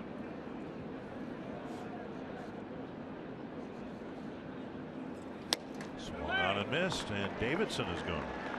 Make it one more, so 201. And that's what Liriano had in 2010.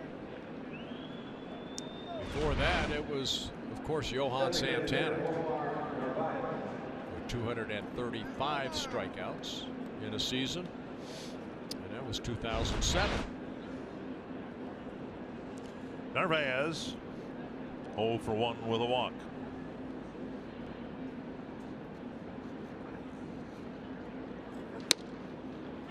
Strike one.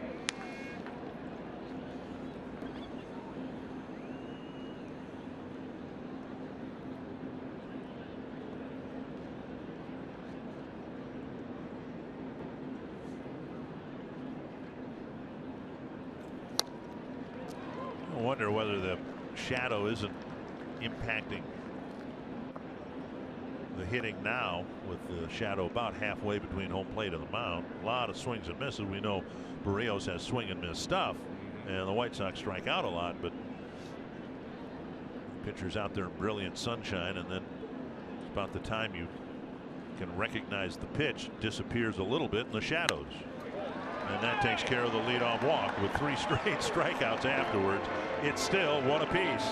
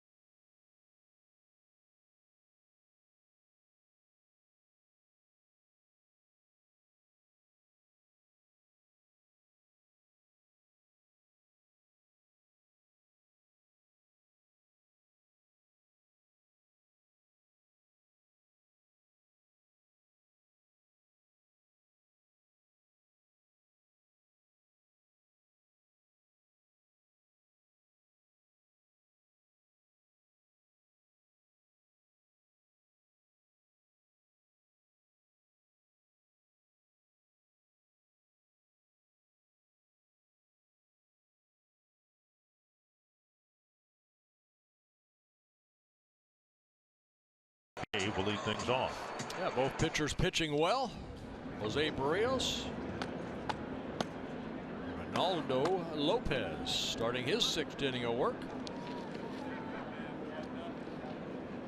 3, 4, and 5 batters: Cave, Grossman, and Austin. Cave with a double and 2 trips. Grossman with a walk and a single. Austin with an RBI ground out. And an off-speed pitch over for strike 1. Big slow curveball.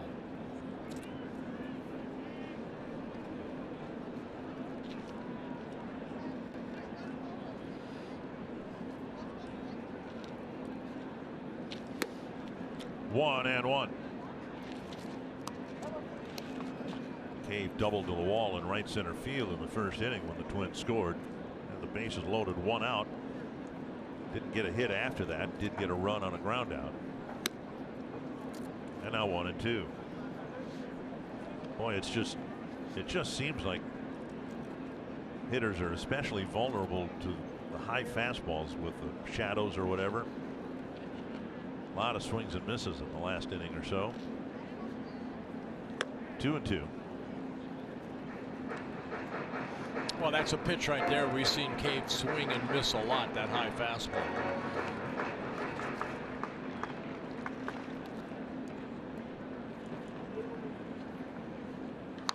Pulled foul on the ground.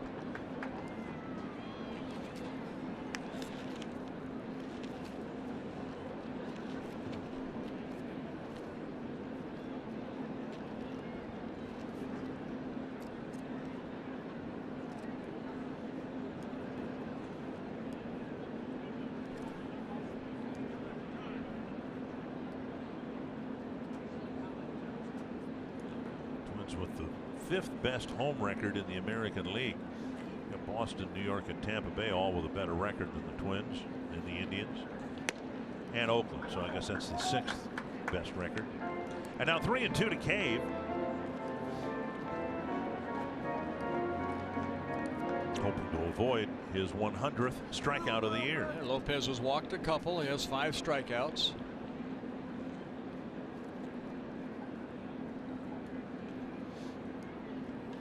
Fouled away.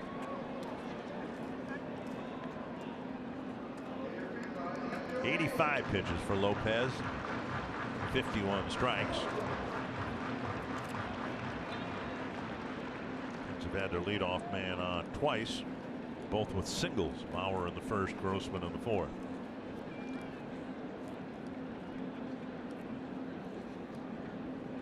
And he took ball 4. Cave and his speed aboard at first base with nobody out. That'll bring up Grossman. For today's Minnesota Lottery Winner's Circle, we'd like to thank all the fans that have submitted their photos and messages throughout the season. With the Minnesota Lottery, every day is game day. Here's Grossman, a walk in the first and a leadoff single in the 4th.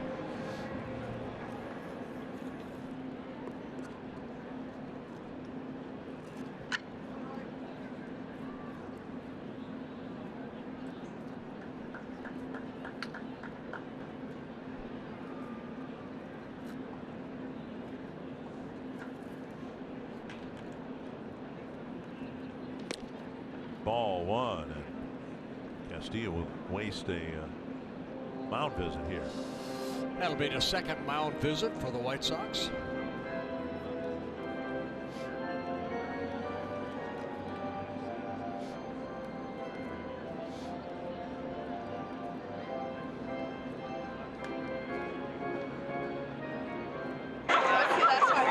Having reached twice today, Grossman's on base percentage .364. Now he doesn't have as many plate appearances that would qualify him among the leaders, but Michael Brantley of Cleveland is 10th in the league at .365.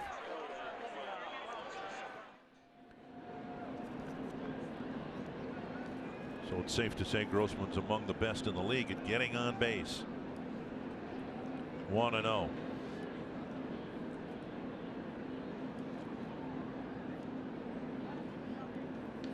Outside again.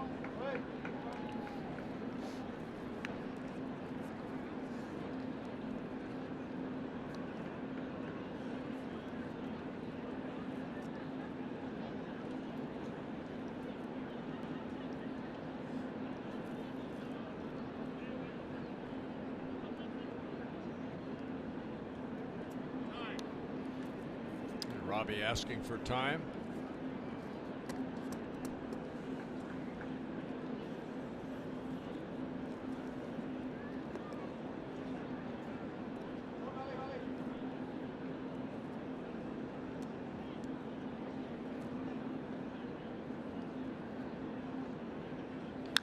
Fouled back, swinging away on 2-0.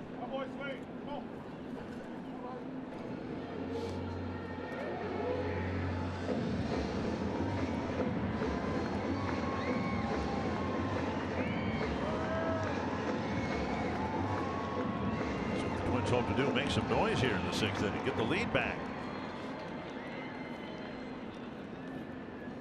7 hits on the board. Grossman has one of them.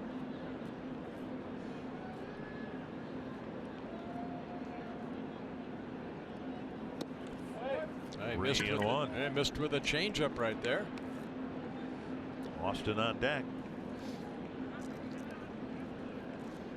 A couple times this year, Lopez has walked 5 in a ball game. So far, just 3 walks. Those 9 3-ball counts.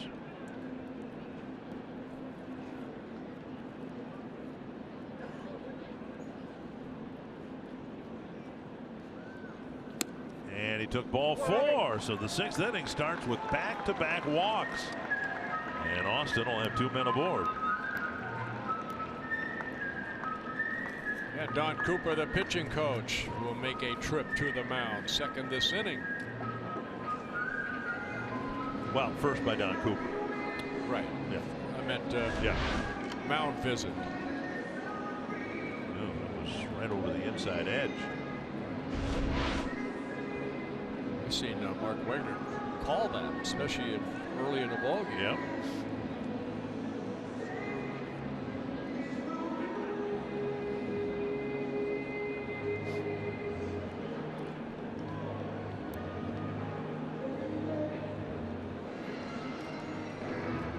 First and second, nobody out. Austin at the plate. He drove in the Twins run with a ground out in the first inning and hit a fly ball to right.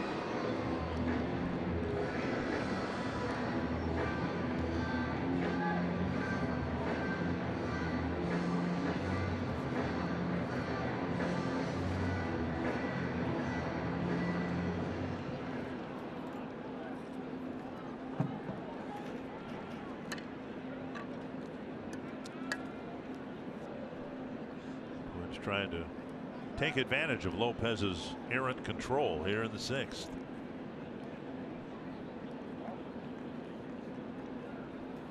Ball 1.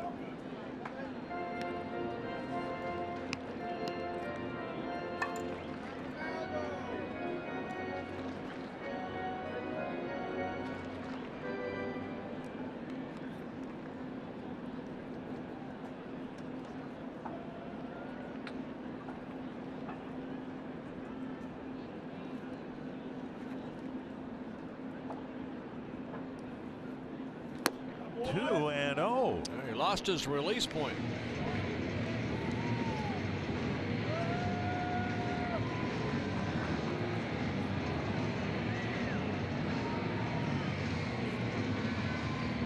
Cave started the inning with a walk. Grossman followed with another. See if Austin takes a pitch here.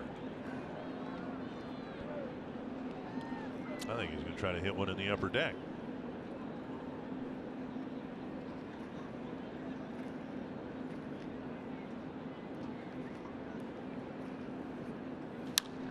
Fouled away, 2-1.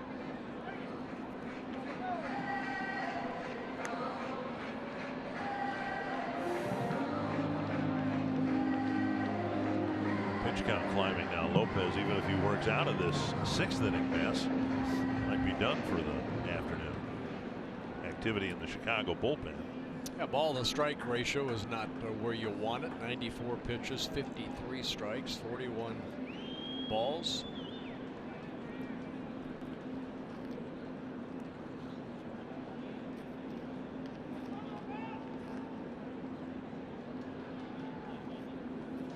Ooh.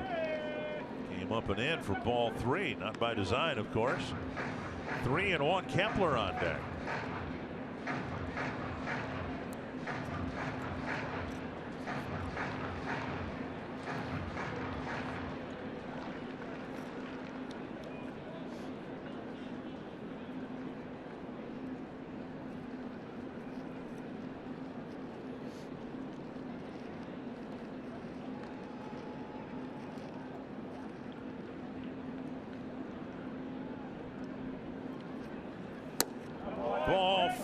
and they're loaded up now with 3 walks.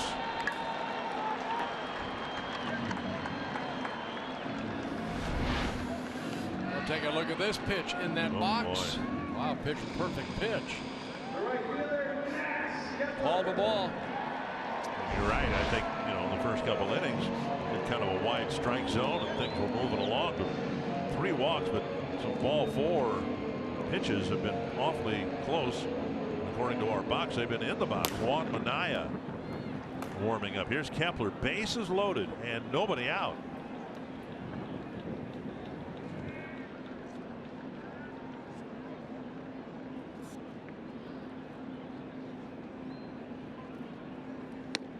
Off-speed pitch over for strike 1. Kepler with a fly ball to center and a foul out to third.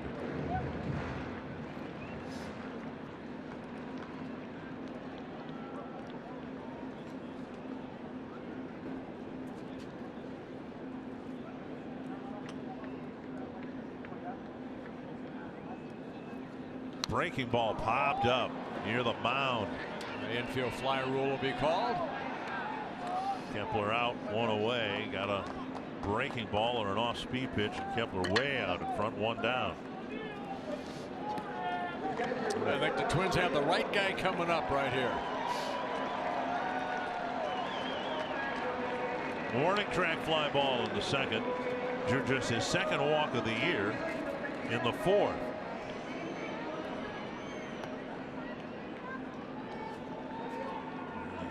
White Sox will play the infield back, looking for a double play grounder.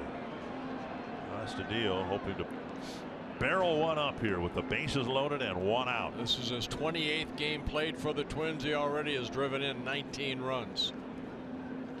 That's to center. Engel coming in, setting up for a tag. Here comes Cave to the plate. The ball hits the mound and Cave will score. He likely would have scored anyway, but that throw hit the back of the mound and popped straight up in the air. Not much you can do about that. Engel charged it the way you're supposed to, made a good solid throw, but the ball hitting the back of the mound and popping straight up. So the Twins take a 2-1 lead. Astudillo driving in his 20th run in his 28th game.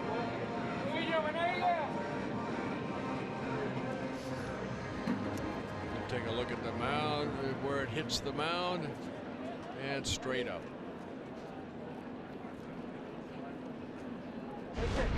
Adrian's 0 for 2. A couple of runners out there with 2 down.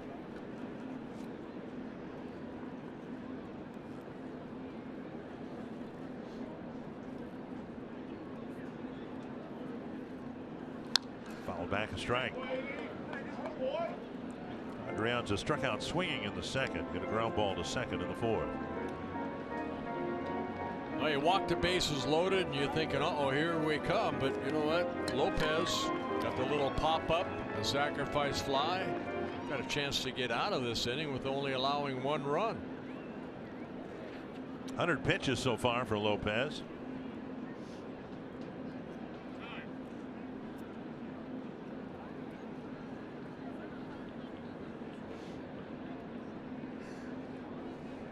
Most pitches Lopez has thrown in a ball game, 108.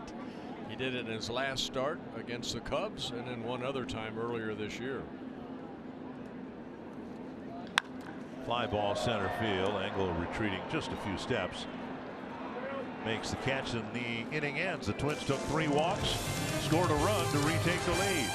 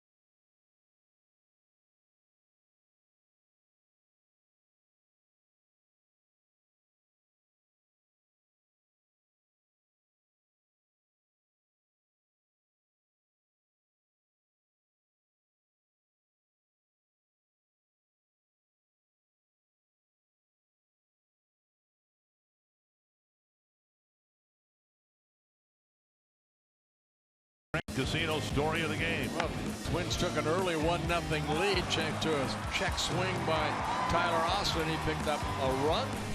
Joe Mauer scored. Jose Barrios picking up his 200th strikeout here this afternoon. He's pitched well for 6 innings. He's allowed only 1 run. And a good job of damage control by Lopez after walking the first 3 batters. Gave up only 1 run, the sacrifice fly. And we have a 2-1 ball game. Both pitchers pitching well. Barrios missing on his first pitch to Wellington Castillo. Here in the 7th, he will face the bottom 3rd of the White Sox batting order. Wellington Castillo, Tim Anderson, and Adam Engel.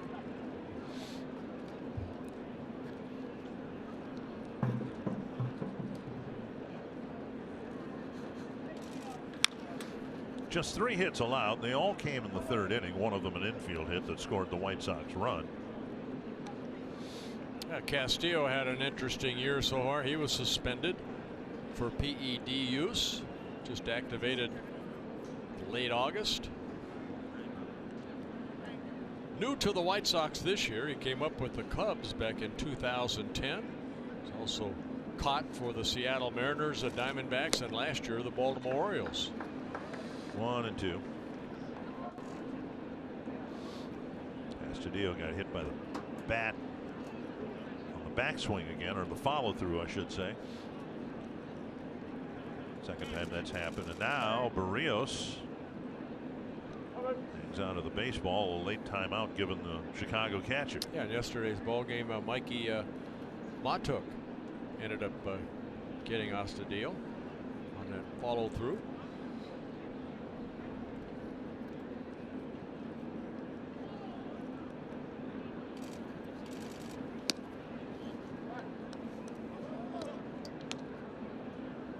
Ball looked like it broke about 4 feet. It looked like it was. It did, but it was all outside. Well, I know, but it's got that big sweeper like that. Just missed the outside corner, and he asked Mark Wegner, where was it? He's thrown that pitch a bunch of times, and it's broken, as they say, in front of the plate, not over it. It's where it crosses the plate. Look at that. It's started 8 inches inside and ended 8 inches outside, and now he ends up walking Castillo to start the 7th inning. His 4th walk of the ball game. Target Field's become a top choice for families in Twins territory, celebrating birthdays, anniversaries, family celebrations of all kinds. You can schedule your special event in a fully catered Target Field hospitality space available for groups of 16 to 250 plus.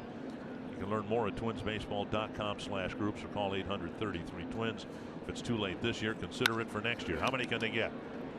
1 and 2. A double play takes care of the leadoff walk. Pitcher's best friend right there, the old double play. And Tim Anderson has grounded into his 15th double play of the year. No reason to hurry. 6-4, 3-2 down, and now Adam Engel.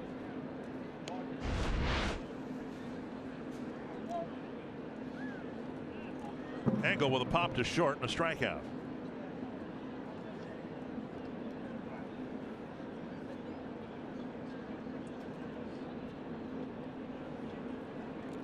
Taylor Rogers is getting loose out in the Twins pen. There's a first pitch breaking ball for a strike. There's Rogers starting to get loose. He might get the 8th inning.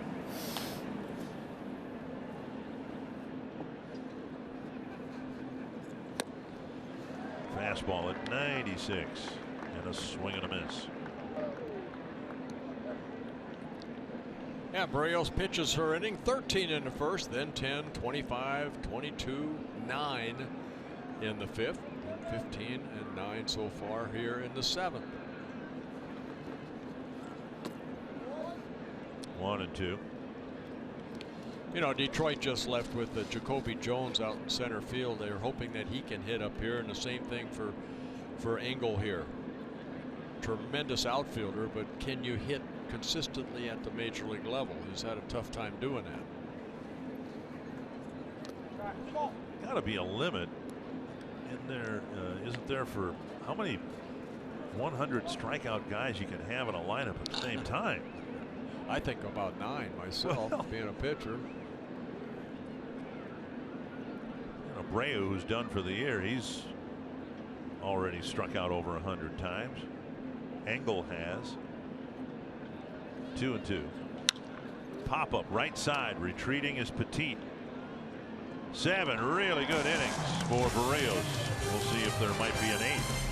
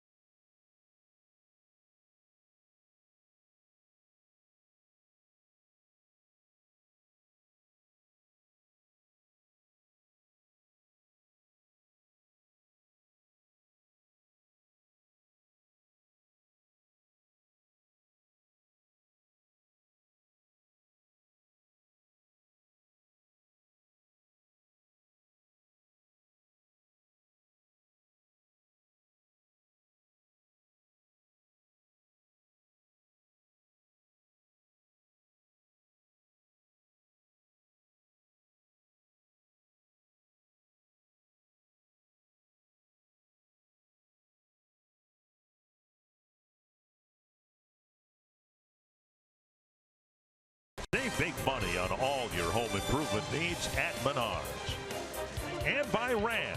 Hurry in and get a great deal during Ram Power Days. What, mini donuts? Is that what those are? Yeah, good. What's your favorite food?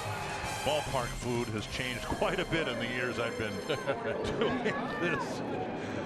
Looks like Barrios' season is done, and I'm sure somewhere within Paul Molitor's sentiments, hey, you had a tremendous year, made the All-Star team, finished strong, everything you'd want from a young ace. Hopefully the Twins can hold on to this. And nice to see those two have made up. Yeah, yeah, right there. That'll end.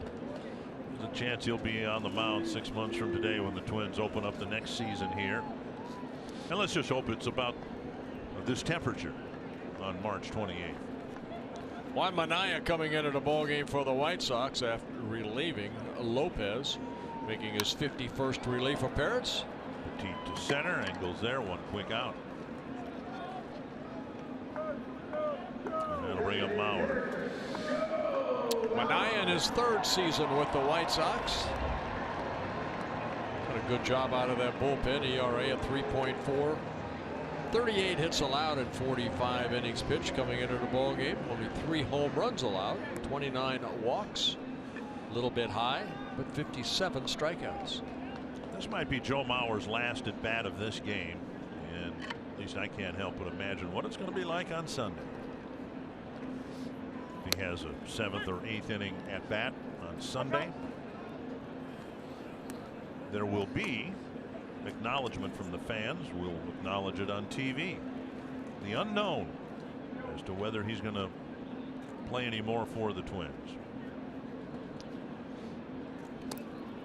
Paul Molitor, in talking about the end of his career, and did he know at the end of his final season whether it was the end of his career, said he was pretty sure, but he essentially said he wanted to do what Joe was doing, and that is take some time away from the grind, let the dust settle, the clouds clear, whatever, and try to think with a clearer head as to what you want your future to be like. Paul was pretty convinced he was at the end, but he wanted some time as well to think about things.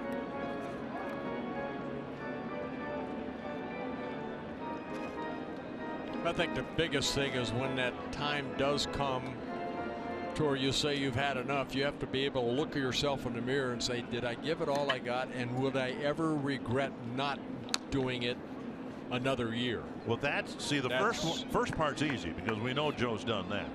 He's given it everything he has. But the second part, that would be the part that would scare me or puzzle me. What, you looking in the mirror?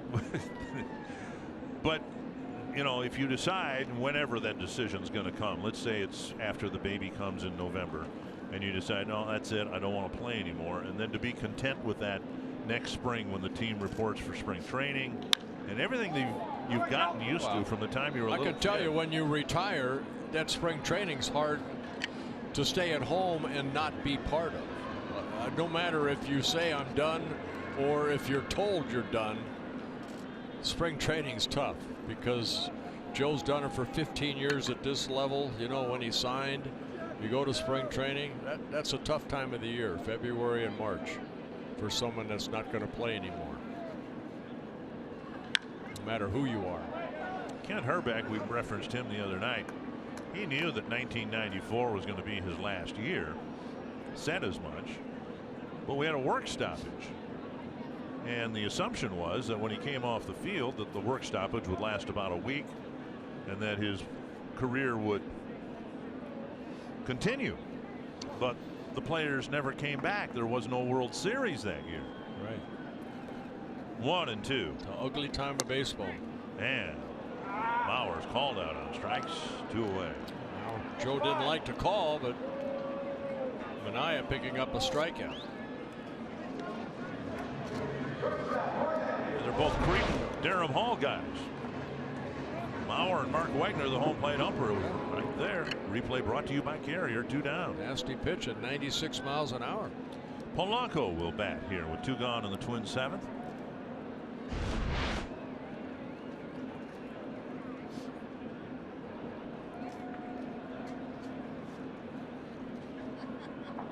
Check swing. And a strike, says James Reynolds. Didn't Roy Smalley say this is the hardest time when the pitcher and the hitter in the shadows with the outfield being in the sun? Batter's eye illuminated and the pitcher's in the shadows, so you're trying to finally get an advantage.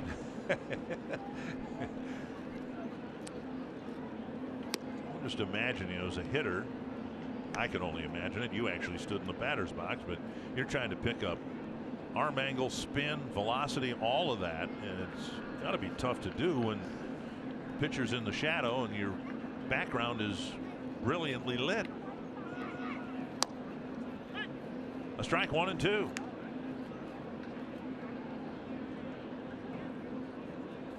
Good job by Barrios as he can sit back and reflect a little bit about his season, knowing that he's going to go home to Puerto Rico and pull trucks around.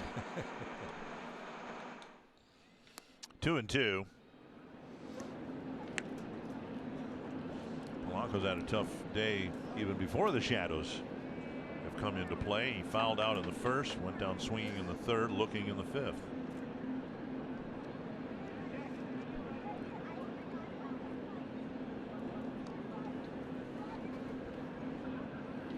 Fouled away.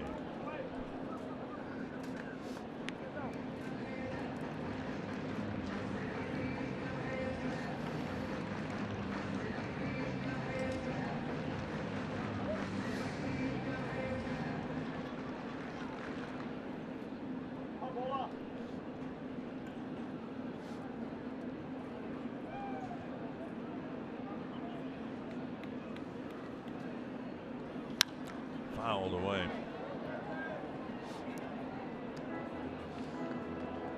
Mania, 28 years old, from the Dominican Republic, as Polanco is.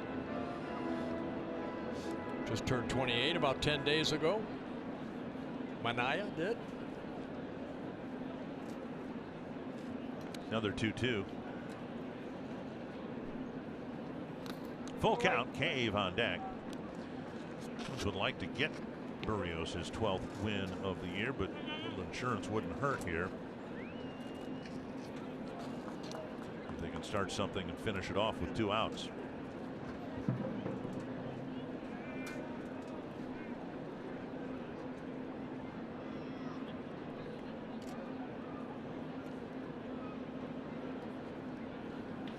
To right field, hit fairly well. Going back is Garcia, makes the catch on the warning track, and it's a 1-2-3 7th inning.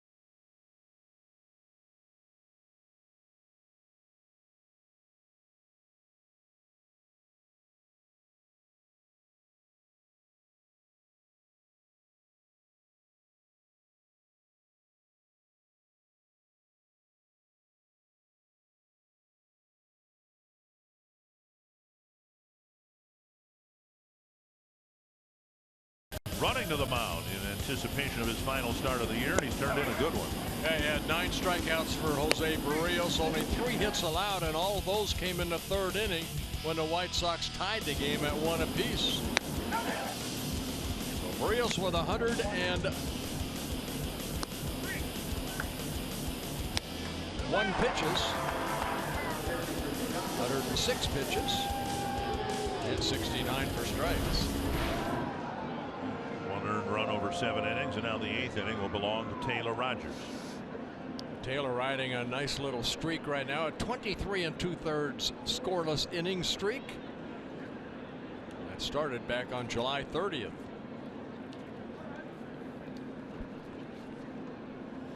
Switch hitter Yolmer Sanchez will lead things off. Sanchez has been much better from the other side of the plate, hitting under 200 as a right-handed batter. And the next guy, Lurie Garcia, also a switch hitter, but he's much better from the right side than the left. 0-2.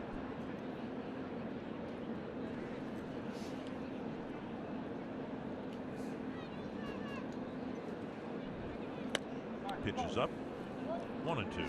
Opponents hitting only 209 off of Taylor Rogers coming into this game. Right-handers 227, left-handers just 184. Popped up weakly to the right side. Austin coming in. 1 down. Join Fox Sports North as we inspire girls to be healthy and confident at the Alaris Mortgage Girls on the Run Twin Cities Fall 5K. Saturday, November 10th at the Mall of America. To register or volunteer, visit www.gotrtwincities.org/5K. Here's Lurie Garcia.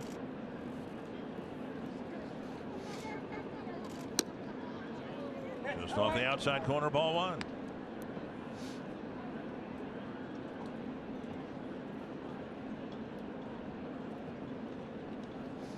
Garcia splits pretty remarkable. 346 from this side of the plate. And a liner caught by the shortstop Polanco. That looked like it might have been a knuckleball heading out to him. Hit very well for out number 2. Well, you know what? Even in the shadows, I think defensively it's hard to play when that ball comes out of the shadow into the sun. See the sunglasses Polanco has? Like those. I got to get me some of those. Two down, and now Garcia. Garcia 0 for 2 with a walk.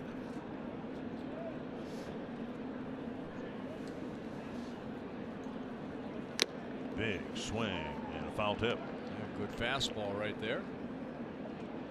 StatCast AI powered by AWS showing you where Garcia hits the ball. So why would you have two infielders to the right side if he's only going to hit it there 13% of the time? High fly right field and deep. Going back is Kepler. Looking up, that ball is off the wall. Kepler will hold him to a single. It hit the limestone facing of the basket area in right field and looked like it came right down to his glove. He played it perfectly. He knew he could not catch it, so he's got to play hopefully a carom, and that carom was off the limestone and went straight down. So Garcia thinking that maybe he had enough to get it out of here to tie the ball game. Instead, it's just a long single. You see his reaction. He thought he had it. Right to the bare hand of Kepler. So not only a near home run, but just a single. Strike one to Palka. Only the fourth hit for the White Sox, first since the third inning.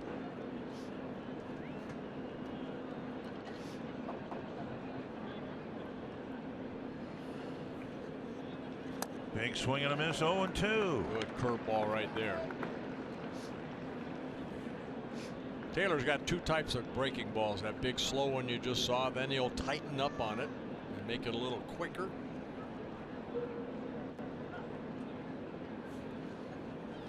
And 3 pitches puts another left-handed batter away. Rogers with a scoreless 8th inning.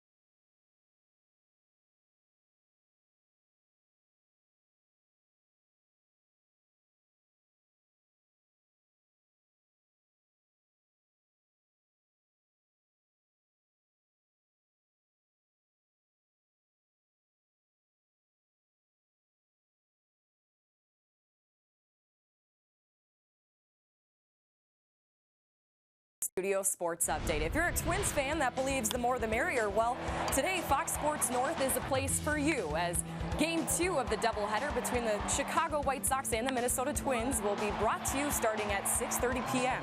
Stay with us here on Fox Sports North. Yeah, the White Sox will change pitchers, bringing left-hander Caleb Frere. And he's in to face Cave, Grossman, and Austin. Yeah, Frere making his 11th relief appearance. Made his major league debut on September 2nd, so a September call-up. Ryan Cordell is in right field for Avisail Garcia. Cave to lead things off. Walked and scored his last time up, and there's a fastball, strike one.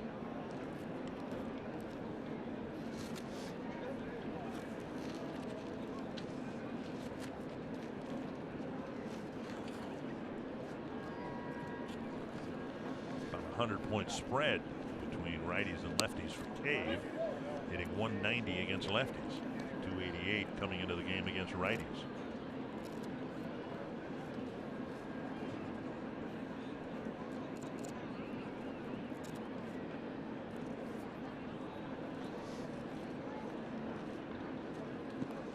1-2.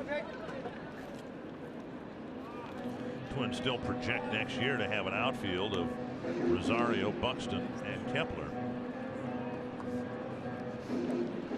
Cave would seem a natural fit as a fourth outfielder, but then you'd have 3 left-hand hitting outfielders.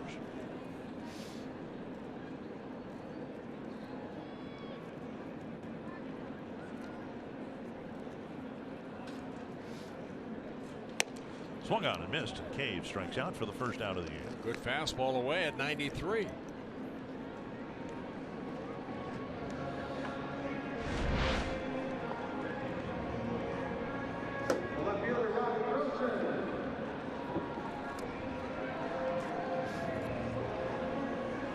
More and more, it seems like pitchers who've been taught to aim for the glove, the catcher's mitt, and we see them more often than not, it seems, just aim for the mask instead. You get so many swings and misses when they throw to the catcher's mask rather than the glove. Ball 1.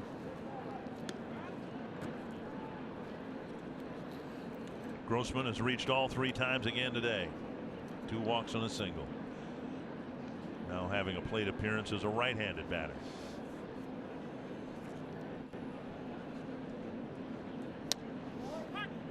One and one.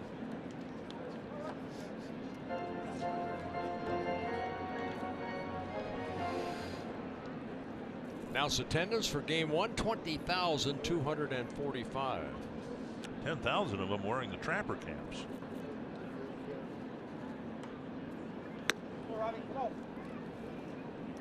Two and one to Grossman.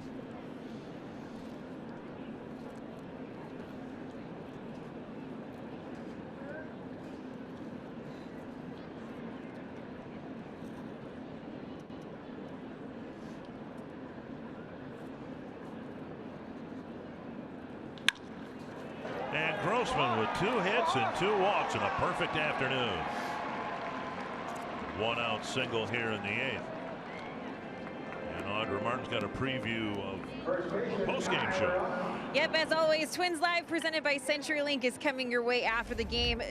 Tim Lautner and Tom Hanneman on hand to break down what was a solid outing for Jose Barrios with a 1 run on 3 hits. We'll also take a look at Joe Mauer's day at the plate with a couple of hits and a run scored. And of course, we will get you ready for game 2 of the split doubleheader with the Chicago White Sox. Guys? All right, Twins hoping to win the opener here. They lead it 2-1. Tyler Austin drove in a run with a ground out back in the first inning. Since then, a fly ball to right and a walk.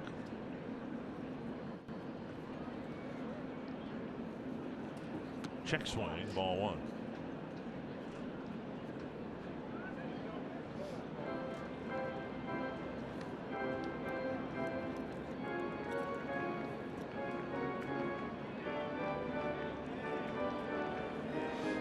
Trevor May will get a chance to pick up his second big league save.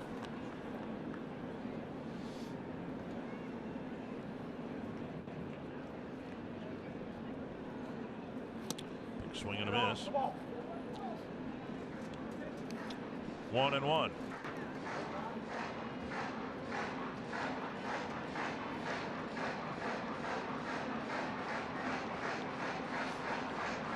Austin hitting left-handers marginally better than right-handers.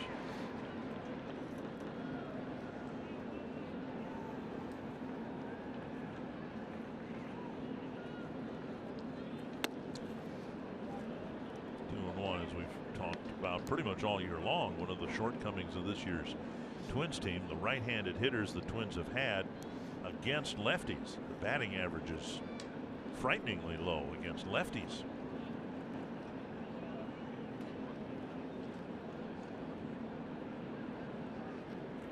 Ryan Dozier really struggled when he was here. Sano has struggled. Buxton didn't have enough at bats to really tell anything, but his struggles against lefties were evident in the handful of at bats that he had. 2-2.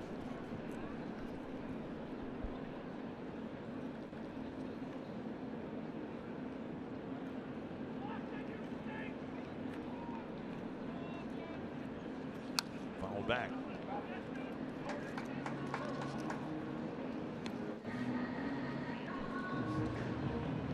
Just 9 hits on the board. Grossman's single, 5th Twins hit. Yeah, not a lot of hits in this ball game. Just 5 for the Twins, 4 for the White Sox.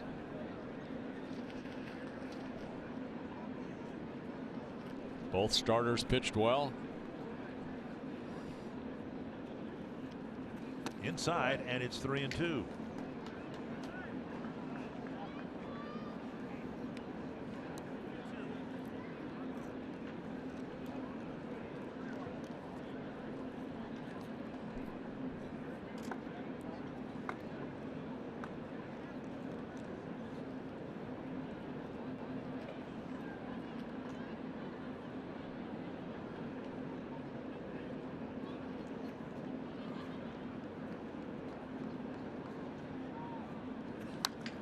Handle of the bat foul.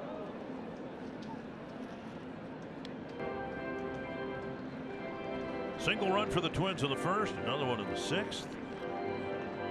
They got the go-ahead run without a hit. Getting started with 3 walks. Cedillo did a short but deep enough fly ball to center to put the Twins up 2-1.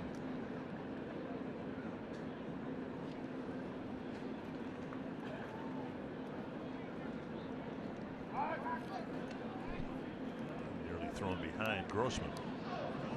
1 out, so the White Sox want to keep him as close as possible in the event he goes. Similar situation in the 6th, or rather in the 4th inning. And Austin kind of strikeout prone to begin with. Grossman didn't move. See if he takes off here. Nope. And Austin fouls it away.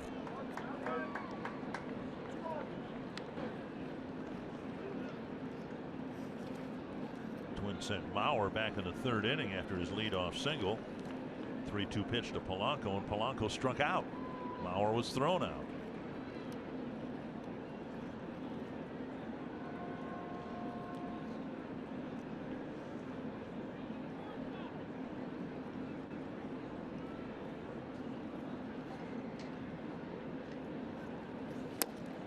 Swing and a miss on the breaking ball. Austin strikes out. That'll bring up Kepler. Yeah, hard slider right there. Flair picks up a strikeout, his 2nd. Kepler's 0 for 3. He's hit the ball in the air 3 times. See the hard slider down and in.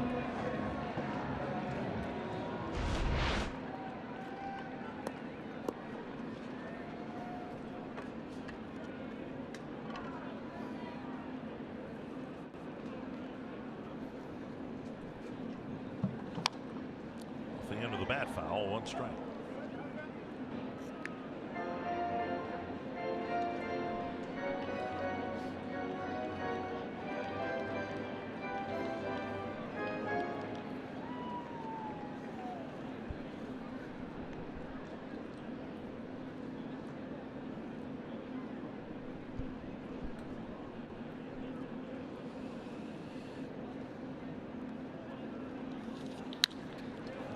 Center field, a lot of hang time for Engel to range over, make the catch, and end the inning to the 9th.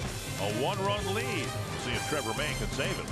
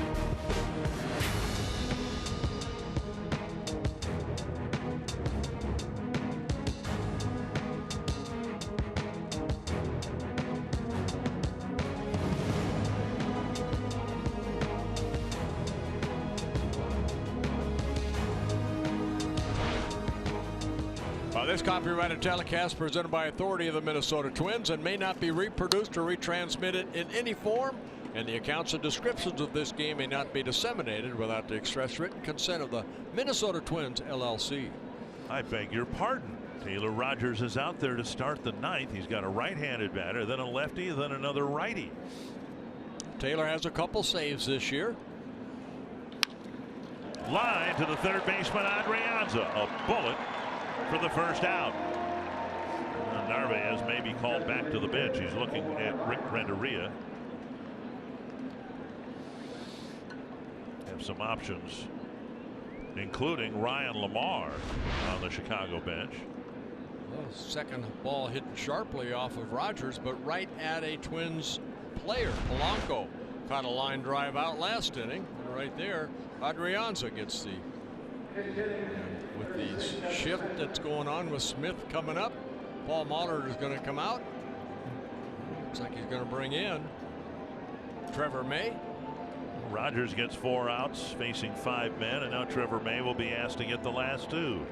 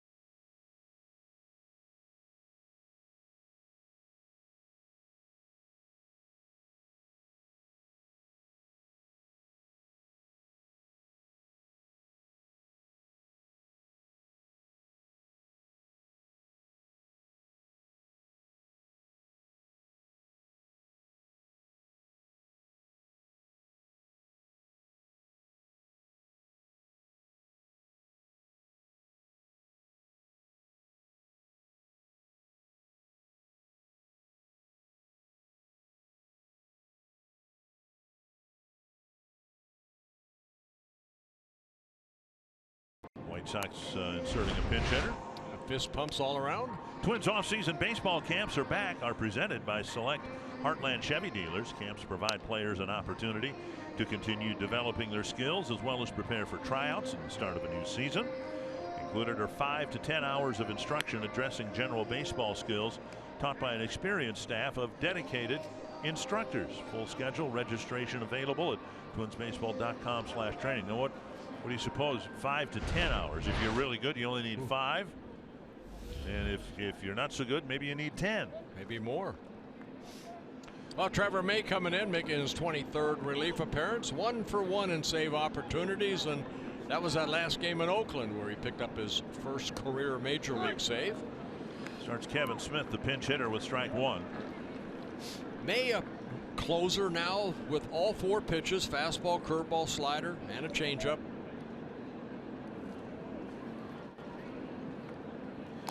Twins are trying a lot of different things in September, but this might be the most significant with the transition from Hildenberger to May as the closer. At least that's the way it's played out the last couple of times.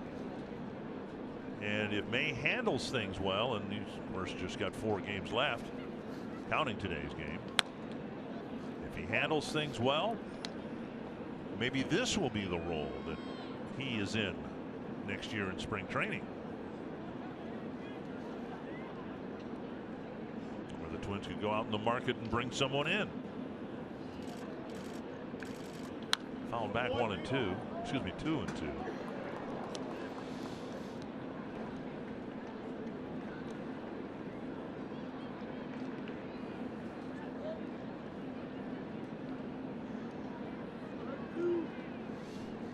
Smith pinch hitting here. He's 0 for 2 as a pinch hitter. just off the outside corner at 95.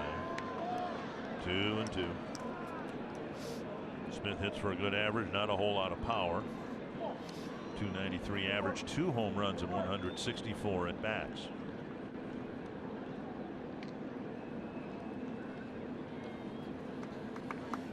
Breaking ball, got it. 2 down.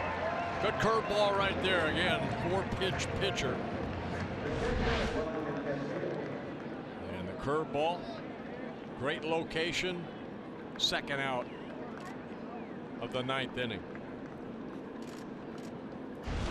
2 down, and now Wellington Castillo.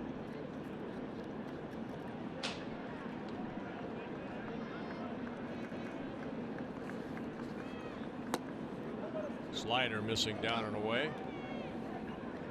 Ball 1. Castillo's reached twice, a single and a walk, and a fly ball to center.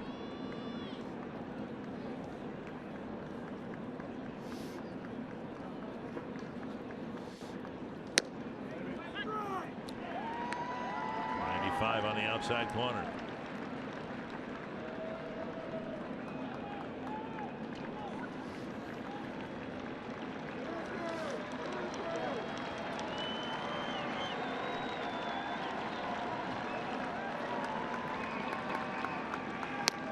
Strike 2.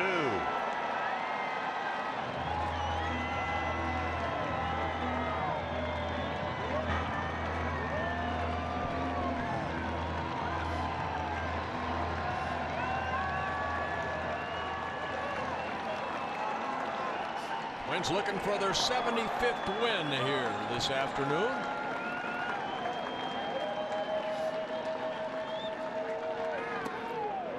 The curveball just missed. Almost got Castillo to swing and miss like Smith did a few moments ago.